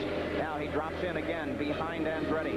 They head for the backstretch. Mears may have a chance to slingshot as they come down that back. He is going to give it a try. The motors scream up to 11,000 RPMs. Rick Mears on the inside begins to push past Andretti. Andretti high. Andretti has to back off, and Mears jumps into the lead. So Rick Mears in car number 1 is out in front. And once again, we have a lead change in the Michigan 500. Up in fourth turn. Garza spins in 4. Beckett keeps it off the fence, just barely touches it, but does bend the wing. That's the second accident he's been in today. The yellow flag is out. A total of 143 laps complete. We are under the yellow. So we'll come back to sort out the standings and the situation of Garza in just a moment. The Goodyear blimp Enterprise riding high above the Michigan 500, giving us the excellent shots from above this very dramatic race that we have had so many lead changes in. We're currently under the yellow. Garza in the pits as for the second time in the race, they're working on his car feverishly to get him back into action. Having to replace all 4 tires, Charlie. And of course, the reason is because he lost control up in the 4th turn. There's a good shot of the air jacks that they used to raise the car off the ground. There is Garza coming off of the 4th turn. He just simply lost it. No indication as to why. Might be a patch of oil out there. Might be a driver error. He got the car under control, and unfortunately, when he slid backwards, he just barely tapped the Armco barrier. And as a result, there's a bend in the wing. But they've done some work on the car. They've tried to get it repaired. And the car is back into competition. They just bent the wing back into position the way they wanted it. Still a little bend down there under the 55 on the left rear. But the car is back and running. We have 145 laps complete. We're still under the yellow. 105 laps to go. A total of 250 laps in the Michigan 500 on this 2-mile track. Here's a look. Our serial scoring chart through lap number 80. You can see that Mears led easily in the early going with John Cock chasing him, but you can also notice that Mario Andretti finally moved his way up by lap 60 and began to pursue. Also noted there is that Foyt and Mears and Kogan have stayed in the fight at the front most of the way. And we have 1 lap to go under the yellow before the green will come. There it is, carried out to 140 laps. We're right now at 146. And you can see the same set of cars are constantly embroiled in a battle, 1st through 4th position. Very interesting information. We have 1 car slowed in the 4th turn. The pace car shut off its yellow lights, indicating that it would be coming off this time and bringing the field down toward a green flag. The pace car has picked up speed. The question is whether or not they will actually come to the green. This car is now pulled down off of the pit area. You don't see it. There's the pace car coming in. He is well out in front of the field, and so the speed should pick up for Rick Mears as they come to the green. You alluded to the top 6 cars. Only Kevin Kogan among the top 6 has not won an IndyCar race. Well, Kevin Kogan is really in his sophomore year in IndyCar racing. He has a lot of road racing experience. The green is out. A crash in the 4th turn. A crash in the 4th turn. A.J. Foyt is involved in that accident as they came back to the green. Several other cars sliding. Foyt rolls to a stop. He's working with his belts. Foyt appears to be all right. He takes off his steering wheel. It disconnects. That's the way the car is designed. Foyt just sits there. He does not appear to be hurt, and it looks like Hector Rabake just simply drove up into him. We might have a chance to look at it in a moment, but for the moment, let's watch A.J. Foyt. It does not appear that his feet are trapped in the car. The fire crew is there. There might be some fuel draining out of the car, so they're going to go ahead and put some Purple K powder down to make sure that it doesn't ignite and catch fire. And the report we're getting is that, look at this, all over the racetrack as Johnny Parsons has to swerve to miss the debris, most of that from A.J. Foyt's car. And you can see that they came off of the 4th turn. Now, if you look down to the right-hand side of your screen, there's Rabake's car, and there's A.J. Foyt's. Now, that's not fire. That's Purple K, which is a chemical powder. There's Rabake's machine. We do have a report. Let's take a look at it. There's A.J. Foyt, Rabake down low. Rabake apparently has to swerve to miss that slower car that you saw just for a brief second. And when he does, he loses control up into Foyt, slams Foyt, and carries Foyt up into the wall. So for the 2nd year in a row, this man who is the ultimate winner of 500-mile races at Indianapolis is in a race car that is badly damaged. We don't have any report of injuries to Foyt, though with that hard impact, I would suspect that his feet might be caught down in the pedal box down in the front. Let's look at a view of the same situation from the blimp. See, Foyt takes a hard shot into the wall. That's Rabake spinning at the bottom of your screen. Foyt at the top really took a smash up against the wall. Several cars go to the grass to avoid. Here it is again in slow motion. Down in the right-hand corner, Rabake's already lost control. Foyt tries to turn away from him, but it's just simply too late. and a flash of flame. That's flame is from the oil tank going. Now let's take a look at these tires to make sure that none of the drivers, Foyt especially, was.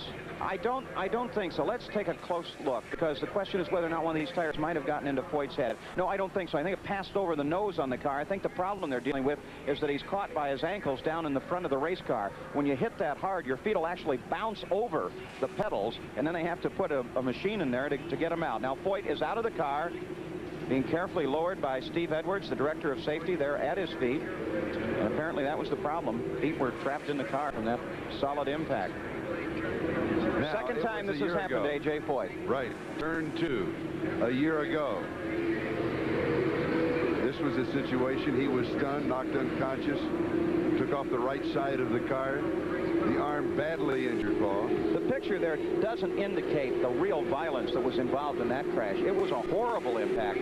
Ripped his right arm, ripped some muscles out of it, and he had a strong concussion because of it. Was hospitalized some time. Now they're working with Foyt's feet and loading him into the ambulance for a ride to the hospital. In the blue suits there, Dr. Steve Alvey and Dr. David Crippen, the medical directors for championship auto racing teams. So they are right there with Foyt. Plenty of expert care there. But I'm sure Foyt is not happy with the fact that Rabake just pinched him off and up into the wall. There was no place for him to go. Absolutely none. Even if you hit the brakes, it won't do any good at those speeds. The car will just pick up off the ground and start to skate. It's not going to try and stop for a long, long time. And also, we want to point out that the helicopter is standing by in case it's necessary to take A.J. to the hospital, as it was a year ago. I think we can safely say that there's nothing there that is life-threatening. It doesn't appear. This was Foyt 1 year ago, not today, 1 year ago, as they were loading him in to the helicopter for a transport over to the medical center. And from there, Foyt got out within 24 hours and headed for Houston, Texas in the care of his own physicians. He said, by the way, he told me that this is the first moment he remembered after the crash. They bumped his arm, Charlie, and he said, that really hurt. That I remember. Glad he doesn't remember any names. Hector Rabake, the other driver involved in the crash, 4 years a Formula One driver. He's listed as a rookie in IndyCar racing, but does have the Grand Prix experience, a total of 43 Grand Prix starts. So he's not really a rookie driver in that sense. No, he certainly knows his way. He didn't have any choice. Rabake's down in the lower corner. Now, there's car 49 in front of him. He had to swerve to keep from center punching car 49. When he did it, he lost control. 49 driven by Gelhausen. So he darted over to the right, hoping that he had clear running space. But the car began to skate, got loose. He slammed Foyt. Foyt slammed the wall. And that's all there was to it. And we're now under the yellow. 151 laps complete. Indication of any injury to Hector Rabake. Looked like he climbed right out of that car. The only ambulance ride was for Foyt. And we have Gary Gerald and Bruce Jenner in the pits, and they'll be on top of this story from both Hector Rabake and A.J. Foyt's standpoint. Yellow flag is out, and it's going to be out, Charlie, I suspect, for some time, because there are parts of that car 14 all over the exit of the fourth turn. Now, as the pace car comes into the fourth turn, they'll take a slight detour, and they're going to wave them down right through the pit area. They're going to take the field through the pit area. Rick Mears is the leader, but we are under the yellow. There's Foyt 1 year ago. So the Michigan 500 has not been the lucky race for A.J. Foyt.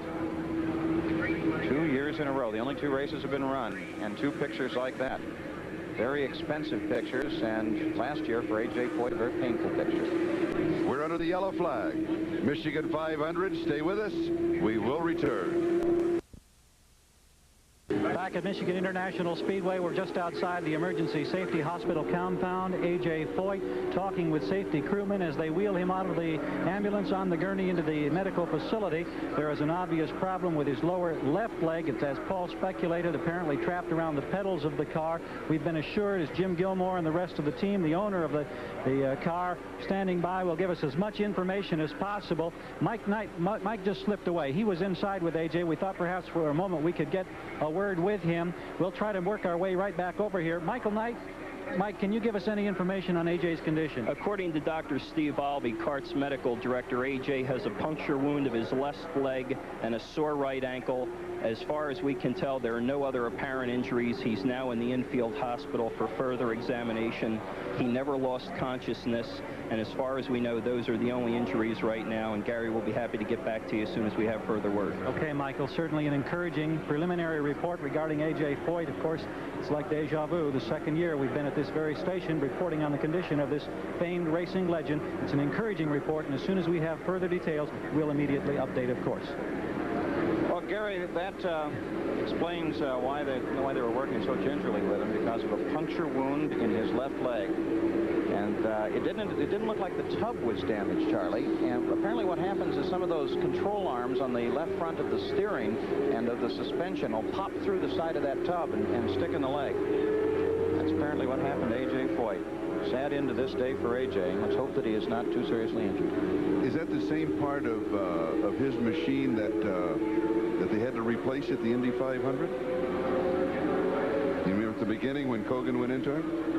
Yeah, they had to do a little repair up there. Nothing nearly as dire as this sort of thing. Oh, yeah. All right, let's go down to Bruce Jenner. Right now I'm with Hector Rabake. And Hector, what happened? Well, all I can say is we were accelerating on the green coming out of the corner. We were 3 cars together. And all I saw was suddenly a very slow car in front of me. I don't know if it has spun already or what, because my vision there wasn't too good. But all I could say is I saw the car try to, brake. It was too close already. I hit the car and went to the wall. That's all I know.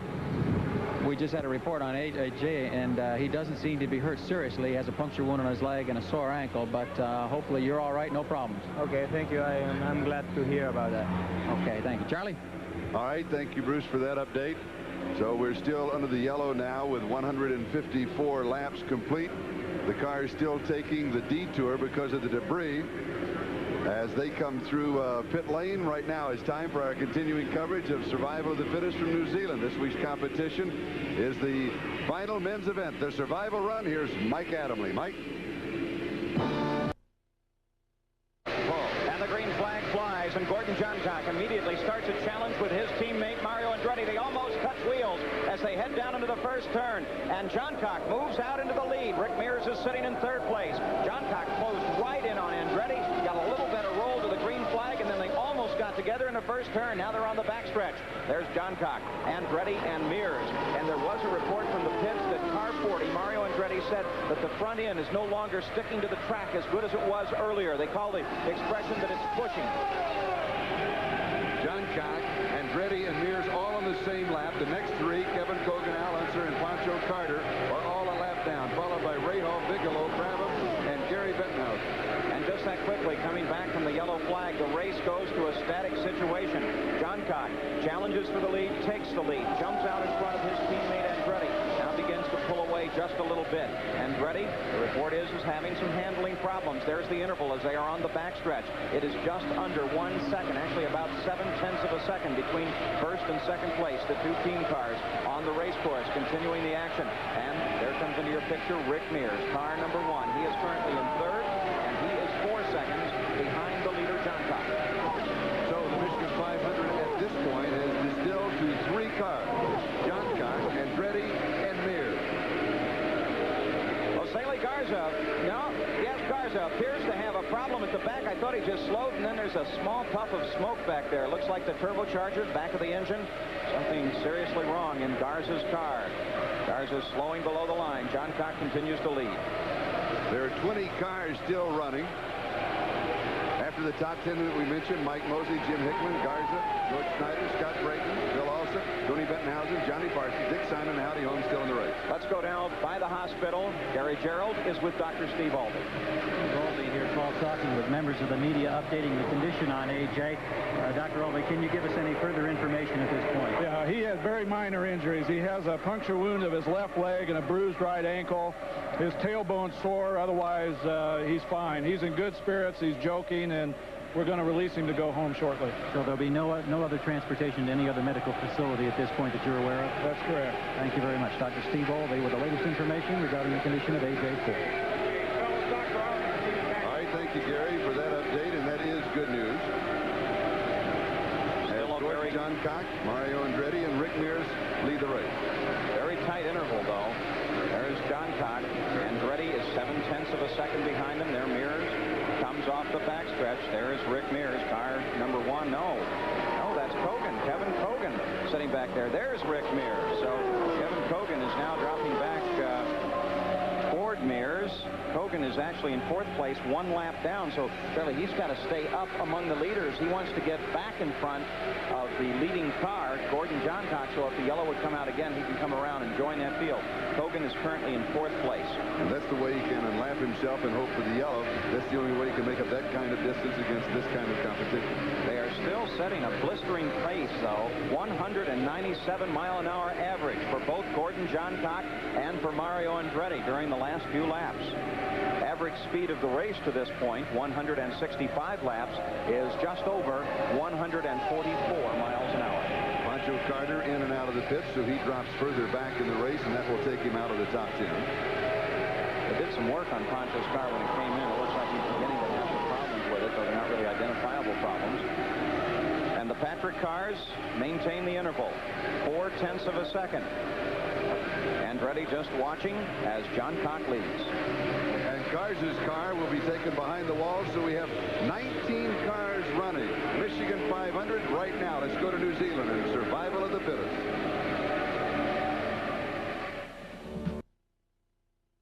Gordon Johncock out in front. Here is Andretti in pursuit. Andretti right behind Johncock on the race course. Mears just out of the picture to the right.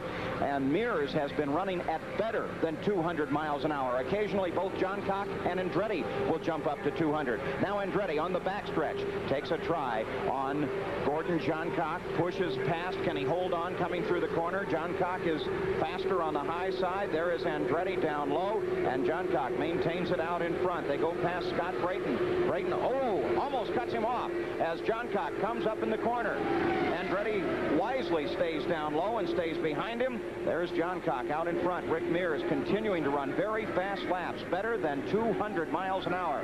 Now here is Andretti down low once again. Johncock high. Most of the passes have been made on the low side of this race course in the turns. Andretti in the 40 car. Johncock, our current leader, in the number 20 car. Both Patrick Wildcats. Here comes Andretti once again. And he can't get it done. Johncock handles much better. It seems the front end on Andretti's car is pushing just a bit. Johncock handles much more skillfully. Up in the turns a few moments ago, they passed a message to him to use his weight jacking equipment to try and get the car to handle a little better. Whatever information they passed apparently did the job. Johncock still out in front of Andretti. Rick Mears in 3rd. And these 3 cars, the only 3 cars on the lead lap as they continue to battle. But right now it is distilled to 2 cars. There's Mario Andretti down on the inside again. They move past. He's got him. And he got him. He got past him. But will Johncock come back? And Johncock still working very well up on the high side as he used the advantage of Jim Hickman just for a moment. Andretti was able to move out in front, but Johncock now decidedly around Andretti once again. Back and forth. What a tremendous battle we're seeing from the lead, made even more so by the fact that these 2 cars are teammates. And there is Andretti drifts almost up into Johncock. Now Johncock still out in front, but Andretti chopping at the back of Johncock's car constantly. Johncock opening up just a bit of breathing room over Andretti. And remember that Mears is not that far behind, but right now, these 2 cars open wheel racing as they try to go side by side. Gordon Johncock. Same puncture I had on my left leg. I re-punctured it in the same spot in my ankle. So other than that, I feel pretty good. We did not have an opportunity from our vantage point to see the crash. They have shown it on the replay. Can you tell us what you remember of the incident? Well, actually, I think what happened, I seen the one car, I can't recall who it was, start spinning. And I felt like, you know, if they kept it locked up, they'd stay down. I was committed against the wall. I had nowhere to go, and I knew that he was just coming straight across, and I was just a victim of circumstances. It's been a couple of tough years here at Michigan International Speedway. Yeah, we'll be back. I thought we had a good shot at winning the race today. I just changed and put the original set of tires back on where I was running so fast, you know, made up the lap with, and the car was just flying. Looked like things were just falling in place until you have something like that happen. We appreciate very much the fact that we got a word with you. I know your crew and family are anxiously awaiting to see you. Thanks again, AJ. Thank you. All right. The other car was Hector Abake. We had a report earlier from Bruce Jenner that he's okay. Paul. John Cock moves back out in front of Mario Andretti as they continue nip and tuck. These two guys are fighting constantly. Neither one giving any quarter whatsoever. John Cock able to hold off the challenge by Andretti, but here's Andretti down low. John Cock gets a bit high, handles well, and can hold on. Andretti still staying down low as they continue to pursue one another at better than 199 miles an hour. Now the revs climb up 11,000 plus RPM. A drag race down the back stretch. Here they come in over the bump into the third turn. It is Andretti still on the low side. John Cock on the high side. Andretti pulls just a slight lead. Then John Cock picks up in front of him and onto the main straightaway. It's John Cock continuing his lead. Andretti just a wink of an eye behind. And remember, John Cock started in the middle of the first row, and Andretti started outside row 11 in position number 33. As these teammates continue their battle for the lead, in third place right now is Rick Mears in car number 1. There goes Andretti, just sails past John Cock, spins up the boost and moves out in front, and he might be able to stay there now. Again, over the bump, heading into the turn. Now Andretti begins to dominate just a bit. Maybe he changed some of the weight jacking on his car and picks up a little better handling. So it is Andretti that comes toward the line, and he is leading his teammate now. John Cock has led for the past several laps, but Andretti out in front at this point. John Cock with a try once again. Now John Cock moves down low. Andretti uses the faster line up high, but John Cock moves his way past. And so these two teammates continue to seesaw in the battle for the lead at the Michigan 500. And we've had an accident. Turn 2. There's an accident. That's Rick Mears. The third place car, Rick Mears, has been running laps at better than 200 miles an hour. He's been running very close to the wall. It looks like he just started up and kissed the wall, but it looks like awfully bad damage on the right side. Severe damage there. Rick Mears into the wall. This will bring out to the yellow flag. Mears appears to be all right. All right, we'll come back in just a moment under the yellow, and we will now sort out the standings, and we'll have a report on Rick Mears. We'll be back. That last segment of exciting racing took place just a bit earlier. We wanted to bring you up to date on everything that has happened. Let's take another look at what happened to Rick Mears when he went into turn 2. Charlie, Rick Mears was running very, very fast and using every inch of the race course. I think he got about 2 inches over and got the right side of the car against the wall. The damage is to the right side wheels and suspension. Of course, these cars are designed to allow that to compress, so Rick Mears is protected and actually able to some degree to bring the car to a stop. So Rick Mears climbed out of the car, was not injured. And that's very similar to what happened to Mario Andretti yesterday, and that's the reason he had to go to his backup car. Now we're back live, and the green flag is out. We have 197 laps complete, 53 laps to go. And there is your leader, the tenacious little Gordon John Cock. He is one tough racing driver, and the crowd here has to absolutely love what they're seeing, because Gordon John Cock's home is in Coldwater, Michigan, just a few miles down the state highway from here. In fact, it was several weeks ago after the Indianapolis 500 that the whole town turned out and had a Gordon John Cock day. A lot of us went up and had an opportunity to be with those fine folks. Wow, that was nice, and you can imagine what they're saying right now. Imagine half the town is here in the grandstand. But right now he is being stalked by Mario Andretti, although he has opened up some breathing room. They are running on the same lap. John Cock, the 1973 and the 1982 Indy champion. Let's go down to Bruce Jenner. Bruce? Rick, it looked like you lost a tire. Yeah, that's what happened. I took the gold charge into turn 1 and got right down the middle of the corner, and I felt it start picking up a push, and I thought, uh-oh, here we go, because I felt it start going flat. And between the time they go flat and the time they spread and come apart, there's, very little time. So I felt it come apart, and I got on the brakes, and it just started heading for the fence. I let off the brake just before it hit the fence to get the car turned a little bit so it wouldn't drive straight in. And then as soon as it hit the wall, I just turned back into it to scrub the speed off, and that's basically what happened. You've had such a good year this year. The car was running beautifully. You were right in the heat of the battle. It's got to be so frustrating. Hey, the guys just did a hell of a job on the car. The car's been working good all week long. There wasn't anybody out there we couldn't handle. The thing was just hooked up, just really hooked up, and we were just running along trying to take things pretty easy all day long and try to get there at the end and then do some racing. But as it turned out, we didn't make it. Okay, but there'll be more racing in the future. Oh, yeah, absolutely. We'll be back. Okay. Charlie? All right, thank you, Bruce. Right now, it is Gordon John Cock out in front. Andretti is running second. And that gives you an idea of the interval as the racing continues now with 200 laps complete. We have 50 laps to go. Now let's go down to Gary Gerald. Gary? Well, Charlie, we're down here in the Pat Patrick pit. Pat's got that stopwatch in hand, anxiously getting the time on Gordon Johncock as he comes by now. Mario, Pat, do you enjoy watching these cars go at it hammer and tong the way they have been the last 20 minutes or so? Yeah, I enjoy it very much. I think we're seeing good racing here. There's no plan whatsoever to try to call one or the other off. It's just wheel to wheel, let the best man win. Absolutely, that's the way it is, the way it has to be. Well, they're putting on a tremendous show for us here this afternoon. Thank you, Pat. Thank you very much. All right, Pat Patrick, lots of smiles down here, of course, in his pit as his team members run 1 and 2. Gary Gerald, if you're still with us, the question that I have by doing some arithmetic here is whether or not Johncock and Andretti will have to stop now before the end of the race. By our calculations, they might be off by only about 2 laps. No answer, so right now I guess we lost Gary, or his mic. We'll get his mic open. Go ahead, Gary. Back here once again. Are you able to go the rest of the way, or will you have to make a final stop here in these last laps? No, both cars have to stop. Both cars will have to stop. They have to stop sometime after lap 216. Okay, so you're hoping that it's going to be a yellow situation, probably.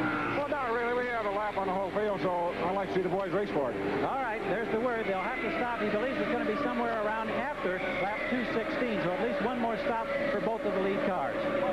Oh, and I love that attitude. Let him race for it. There's confidence. He only has about $1 million lying on the line out there between his 2 guys, and he's going to let them go at each other. Of course, in the old days of Formula One, if a team manager was in this position, he'd let everybody kind of slow down. Patrick is not from the old school. So they're running now at about 198 miles an hour. Mario Andretti is encountering traffic, which gives the advantage for the moment at least to Gordon Johncock. The average speed of the race is just over 147 miles an hour with 204 laps of the scheduled 250 laps now complete.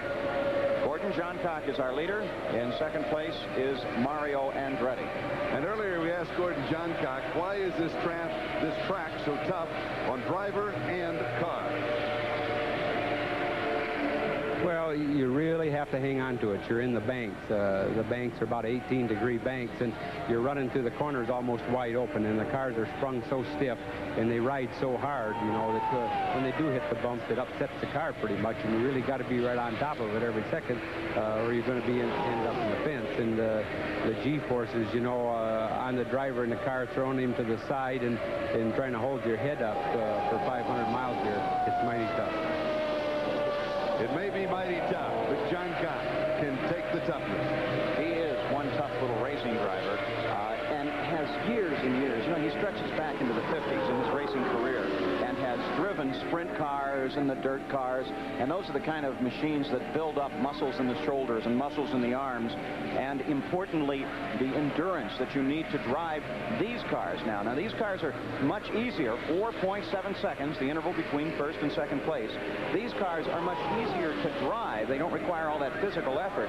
But every time they go into the corner, Charlie, they're being slammed down in the car by lateral G-forces. And their hands, they have to grip just as hard as possible. Sometimes when they come in at the end of a long race on a high bank like this, they can barely let go. Their grip is so tight on that wheel.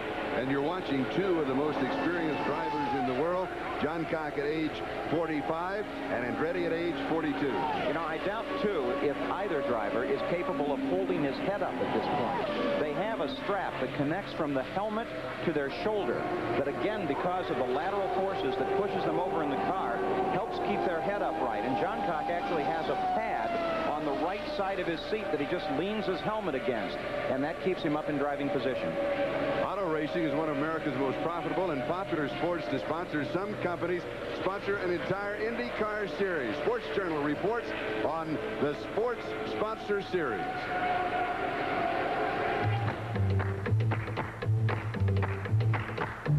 It's Sunday, July 18th, and today's edition of Sports Journal is brought to you by Budweiser. For all you do, this Bud's for you.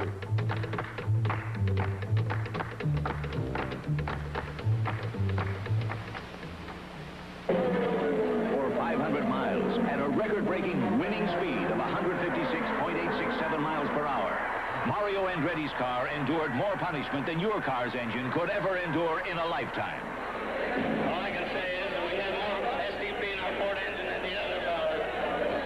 Have your service station add STP oil treatment to your family car and run smoother, cooler, quieter, longer. He's a big star on the side of his car. There's an oval of red, white, and blue. Richard Petty's got the edge. STP oil treatment. STP is the racer's edge. The edge against friction. The edge against wear. Next time you need oil, and every time you change it, add STP oil treatment and give your car the edge. Those were the early days of auto racing and advertising. Today, sponsorship is a much more sophisticated kind of business. At this IndyCar race, there's an official beer, an official wine, an official camera, copying machine, car rental, hotel, and more. In fact, the entire race was created by sponsors. With the economy in trouble and money for advertising drying up, more and more businesses are turning to auto racing as a means to sell their products. We find that a series of race car events, such as we have been in for these 10 years with the Norton Spirit, really have a very good appeal to that very broad cross-section of people who are, in effect, the buying influences for our products. We're a medical manufacturing company. We have exclusive products that we manufacture no one else has available. The people need these. We'd like for everyone to know, and this is a good way to advertise. It's the lowest cost per thousand that I know of, including networks, and it gathers a group of people that you don't reach any other way, and yet it crosses all of the advertising methods. So we have gotten very good results. We're very happy with it. We found out that auto racing is the second most populous spectator sport in the world, and talking to several companies who have advanced measurably their image and logo recognition by this pursuit, we finally decided with our limited budget that's the way we should go. Norton, Intermedics, the Machinists Union, and others will pay anywhere from thousands to millions of dollars to be associated with racing. The sponsorship programs are so profitable that the demand for sporting events is greater than the supply. And not just in auto racing. Experts estimate companies will spend $1 billion this year to underwrite sporting events. And spending just $1,000 for an event generates the same exposure as $10,000 in advertising. Sponsors also get internal corporate advertising from auto racing. In exchange for sponsorship, drivers like Rick Mears visit the company workers to meet and talk with them. All of the guys involved that work on that car every day and that build it and put it together and make it right, it takes all of them to make this thing happen. And besides taking them, it took just as much of you people to make it happen, and Gould, because you've got to have a complete chain. And Gould is the major link in our chain. Drivers Mario Andretti and Gordon Johncock do the same for their sponsors. Kevin Cogan is in his first year as the driver of the Norton Spirit, but already he's a very important ambassador, a representative, if you will, for Norton Company.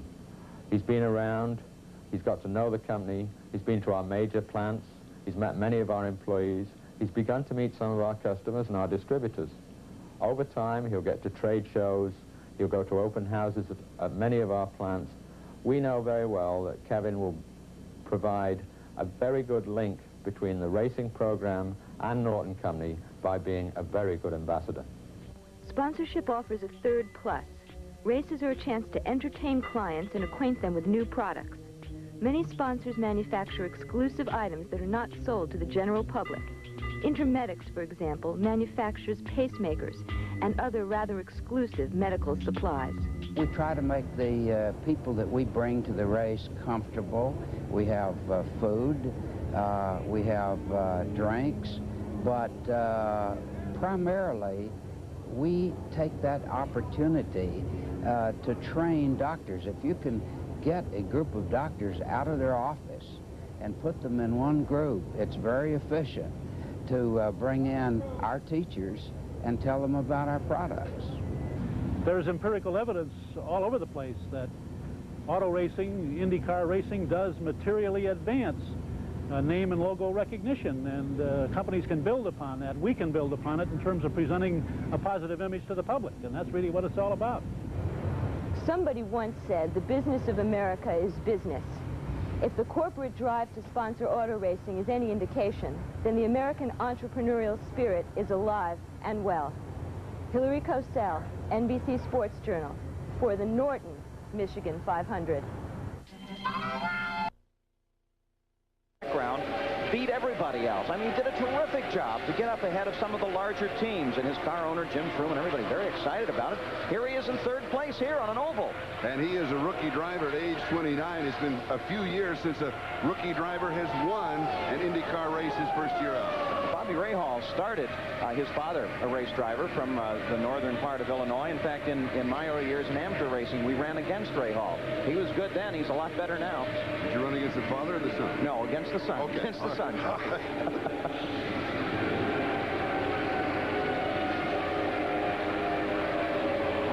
Gordon Johncock, there is second place. Now one car between Gordon Johncock and Mario Andretti. As the scene is now set, they can run to the finish of the race. 224 laps complete. Can Mario Andretti catch his teammate, Gordon Johncock? 14 seconds. Now just a touch over 4 seconds. Just a touch over. Now under 4. 3.8 seconds. We're keeping times all the way around the race course and watching that interval move back and forth. Can Andretti get the job done? The car has handled well. Then apparently the racetrack changed. It got off its pace a bit. Johncock seems to have been pretty steady all through the day. They are both running 197 miles an hour. And Gary Gerald is with Mario's son. Let's go down to him now. Charlie, there are many people, of course, anxiously watching this battle. One of the most anxious has to be young Michael Andretti, who's watching his father trying to make up that 4 seconds, chasing his teammate, Gordon Johncock. Michael, you're a budding young race driver. You've had success in the Super Vs. Your thoughts on how this has gone here this afternoon? Very nerve-wracking. It's coming down to the wire, and hopefully we'll have enough to keep up with him and pass him. Is it tougher watching from this side of the wall than actually being out there driving, do you think? A lot tougher, I'll tell you, especially when it comes down to a finish like this. All right, we'll keep an eye out. We thank you for your comments. This is Michael Andretti here, watching along with the whole Andretti crew. Finally, somebody admits it. It is nerve-wracking when you have the team cars in the pits. Michael's becoming a fine young racer, too. He was scheduled to drive with his father at the 24-hour of Le Mans, and they were not allowed to compete in that race. Some technical problem with the race car. They are no doubt trying to schedule that in the future. 226 laps complete. Let's go down to Bruce Jenner. Kevin Cogan, this year you've had your problems. You know, you came onto this Penske team, you've banged up a few cars and everything. Are you disappointed? Well, I think just about every time we've banged a car, it's been a mechanical failure, except for one. And yeah, it's very disappointing. You know, it's tough. You know, you go out and run good, and like last weekend, this weekend, and you just little tiny things go wrong. And this one was an engine, but it's got to be very frustrating. I'll tell you, I'm going to write a book about bad luck. I hope there's a reciprocal. There may be. What was it this time? It was an engine this time. It sounded a very heavy metal sound, so it was probably something fairly serious. I didn't even try to keep it running because it died right away. All right, keep plugging along, and the luck will change. I promise you. Thanks, Bruce. Okay, Charlie. Thank you, Bruce. In addition to the race here today, the British Grand Prix took place at Brands Hatch just outside of London. Let's go there now for a report. And Derek Ongaro, the official starter who starts all the Grand Prix, will be looking down the line, waiting for the unfortunate Finn, Keke Rosberg, to come into position. That means, of course, that the two Brabhams are up front, Riccardo Patrese and Nelson Piquet, and that's the trouble. Out goes the Patrese, and out goes Arnoux. Well, Arnoux, yet again, has failed to get going in a Grand Prix, and meantime, with Patrese out, up to Druids Hill Bend goes the second Brabham. It is that of world champion Nelson Piquet. So massive drama right from the beginning. Rosberg fails to start. Out goes Patrese at the start, and out goes Arnoux, and so two of the turbos are out. And Lauda took big advantage of the mess at the start. They went straight up into second place from his fifth grid position, but really that was a tragic start. We got a wonderful race on our hands. We lost the poleman Rosberg, who's already up there. You saw him in shot there. Rosberg Rosberg has already made up about, I think, getting on for 10 places in the race. But for Tracy stalling on the grid really was a terrible thing, and I don't understand how Arnoux hit him, because he had plenty of chance to see him, but it was a bit messy, and we've lost 3 of the front runners, although we've got Rosberg coming to the field. And Piquet has slowed down. That's Piquet cruising into the pits, so Piquet's got a problem. We're going to see Piquet lose the lead in a moment. The Brabham has blown. Nelson Piquet is out of the race on lap 10, and that means to say there's going to be a new race leader, and that new race leader will be Niki Lauda, the dark horse that many people... There he is! There is Lauda. Watch him now, and you will see him pass Nelson Piquet's Brabham BMW. Look all round the picture as Niki Lauda, double X World Champion, the man who won at Long Beach, will shortly take the lead. And for the balance of 64 laps, Niki Lauda outlasted the field and came home to take the checkered flag for his second Grand Prix win of the season, raising his Grand Prix season point total to 24. That puts him into 3rd place in the 1982 Drivers' Championship race. We'll be back with the conclusion of the Michigan 500.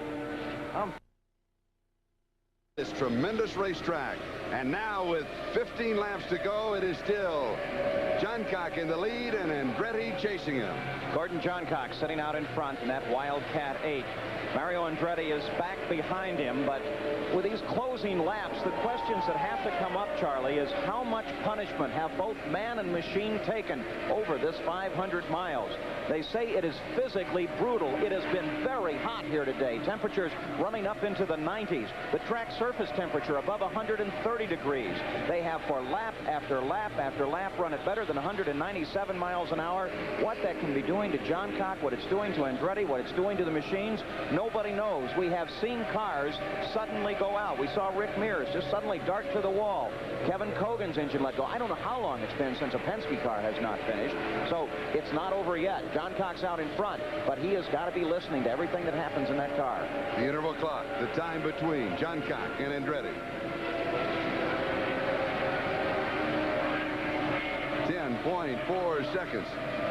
13 laps to go for Johncock. Gordon Johncock, a native of Michigan. We told you his home is just a few miles from here in Coldwater. Was born in Hastings. He's out in front. His wife is down in the pits now with Gary Gerald. Gary?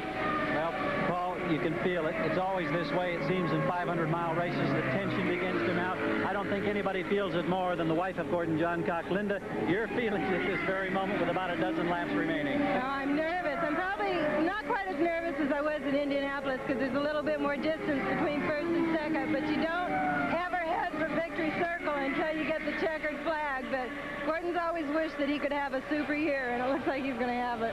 A few weeks ago at Indianapolis, it was almost the reverse. The 10-second lead began to shrink incredibly in the final lap. Now Gordy's picking up about a half-second lap. He's stretching the advantage over Mario. Does that make you breathe any easier? Nope, not until the checkered flag. You just can't. There's too many things that can happen. I understand Gordy picked your wardrobe today, too. Yeah, and I've been self-conscious of it all day. Well, maybe it's going to pay off. Maybe we'll see you in victory lane here in a few minutes. He likes red. Okay, Linda Johncock down here keeping a close eye on number 20. Paul, Charlie?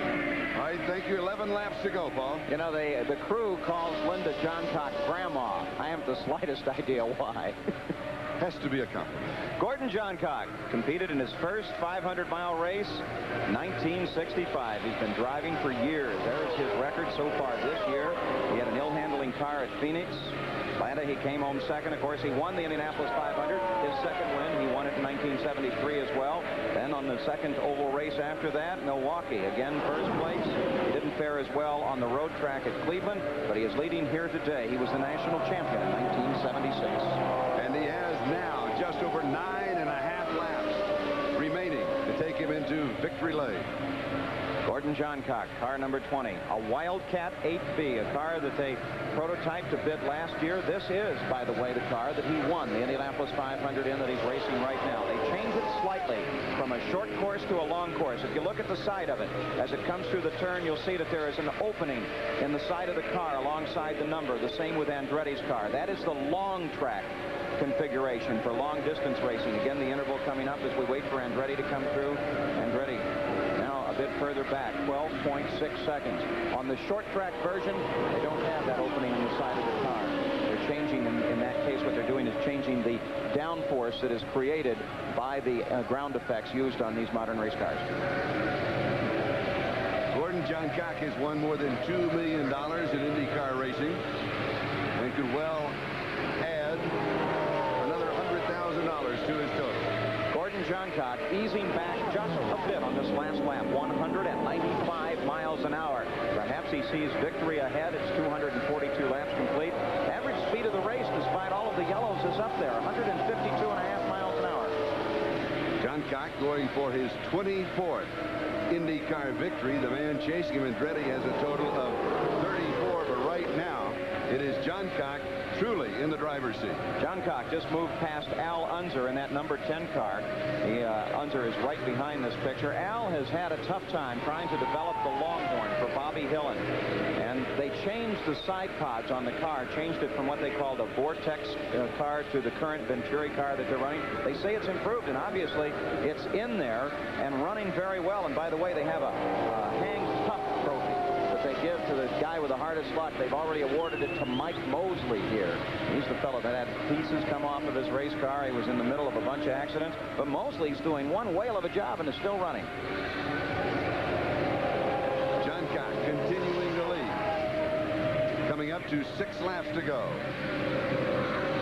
Now he's got it. 6 laps to go.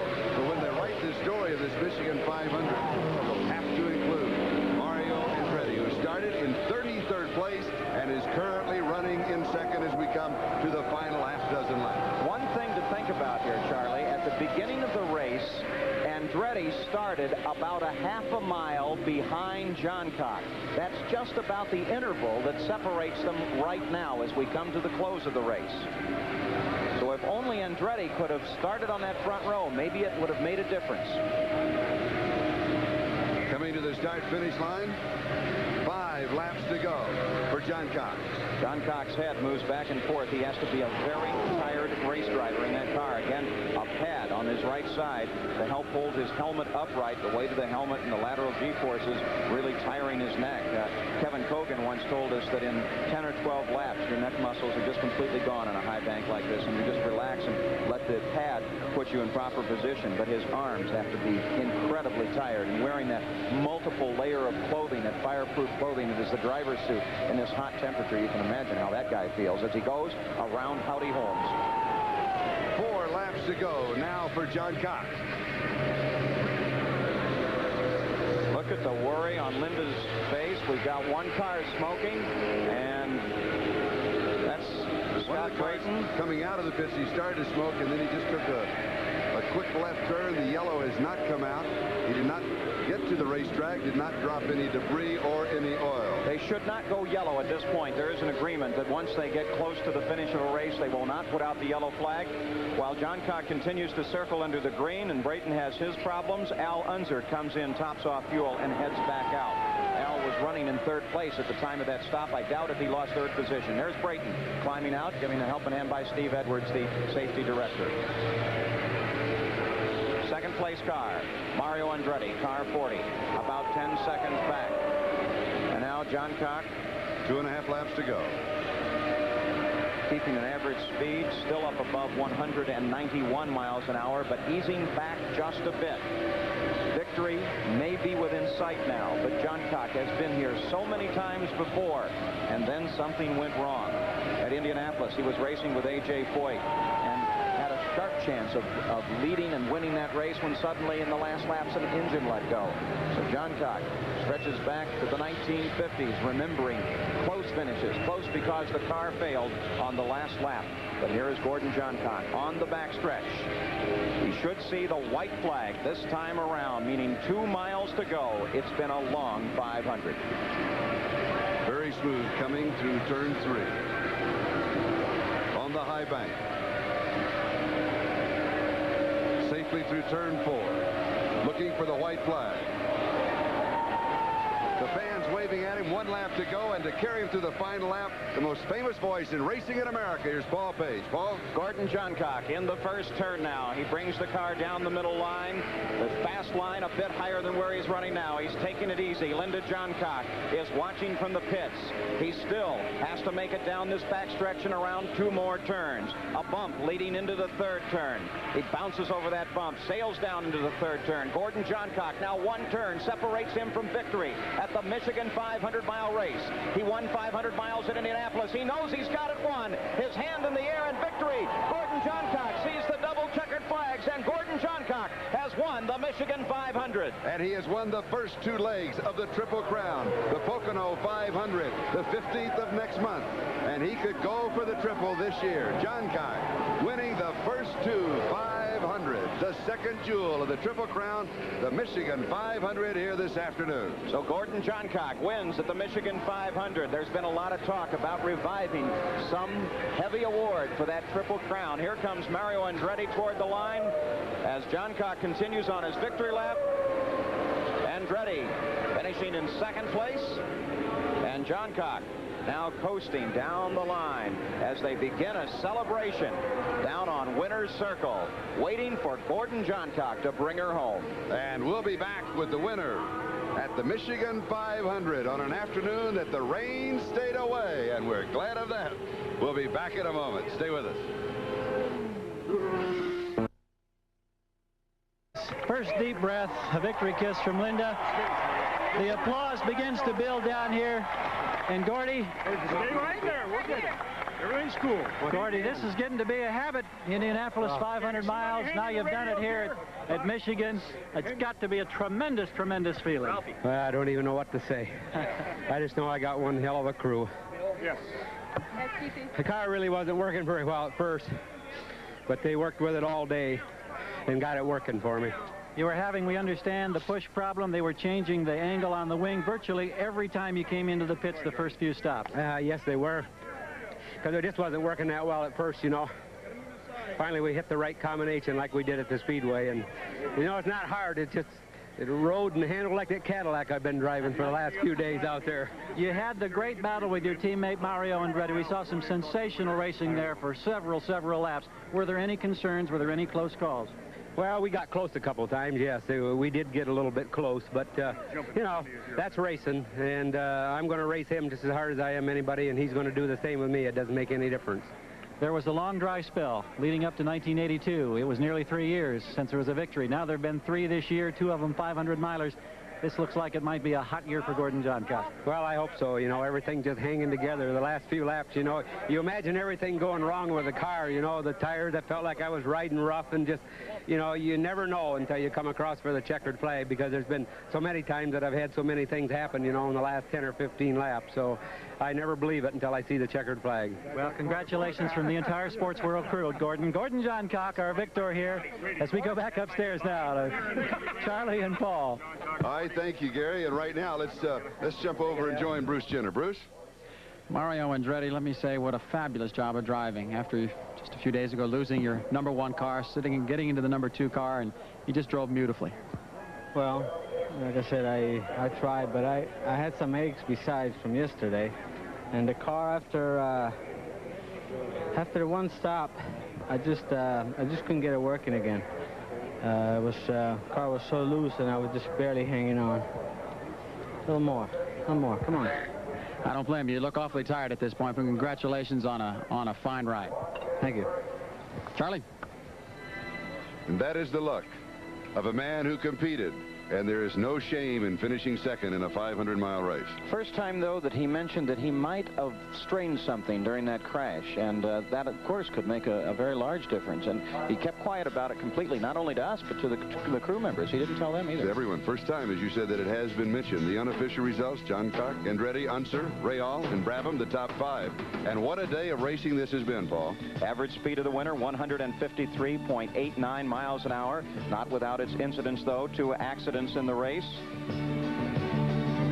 Mario Andretti, who in the early going of this 500-mile race, starting in the back, moved up, and then this was the first accident. Jose Legarza got the car restarted, as did Tony Bentonhausen. But Herm Johnson destroyed the right side of his race car. Second year in a row, he has had bad luck at the Michigan 500. Then there was this situation as A.J. Foyt suddenly saw Hector Abake coming across the front, slamming into his car and slamming Foyt into the wall. Fortunately, Foyt has only a small puncture wound and is not seriously injured. So this is the type of excitement that we saw this afternoon. Rick Mears also went into the wall in turn 2. So a lot of wild, open racing today and a lot of excitement that we always look forward to in IndyCar racing. For Gary Gerald, Bruce Jenner, Paul Page, this is Charlie Jones. The Michigan 500, the second jewel of the Triple Crown, and it is taken by Gordon Johncock. A promotion.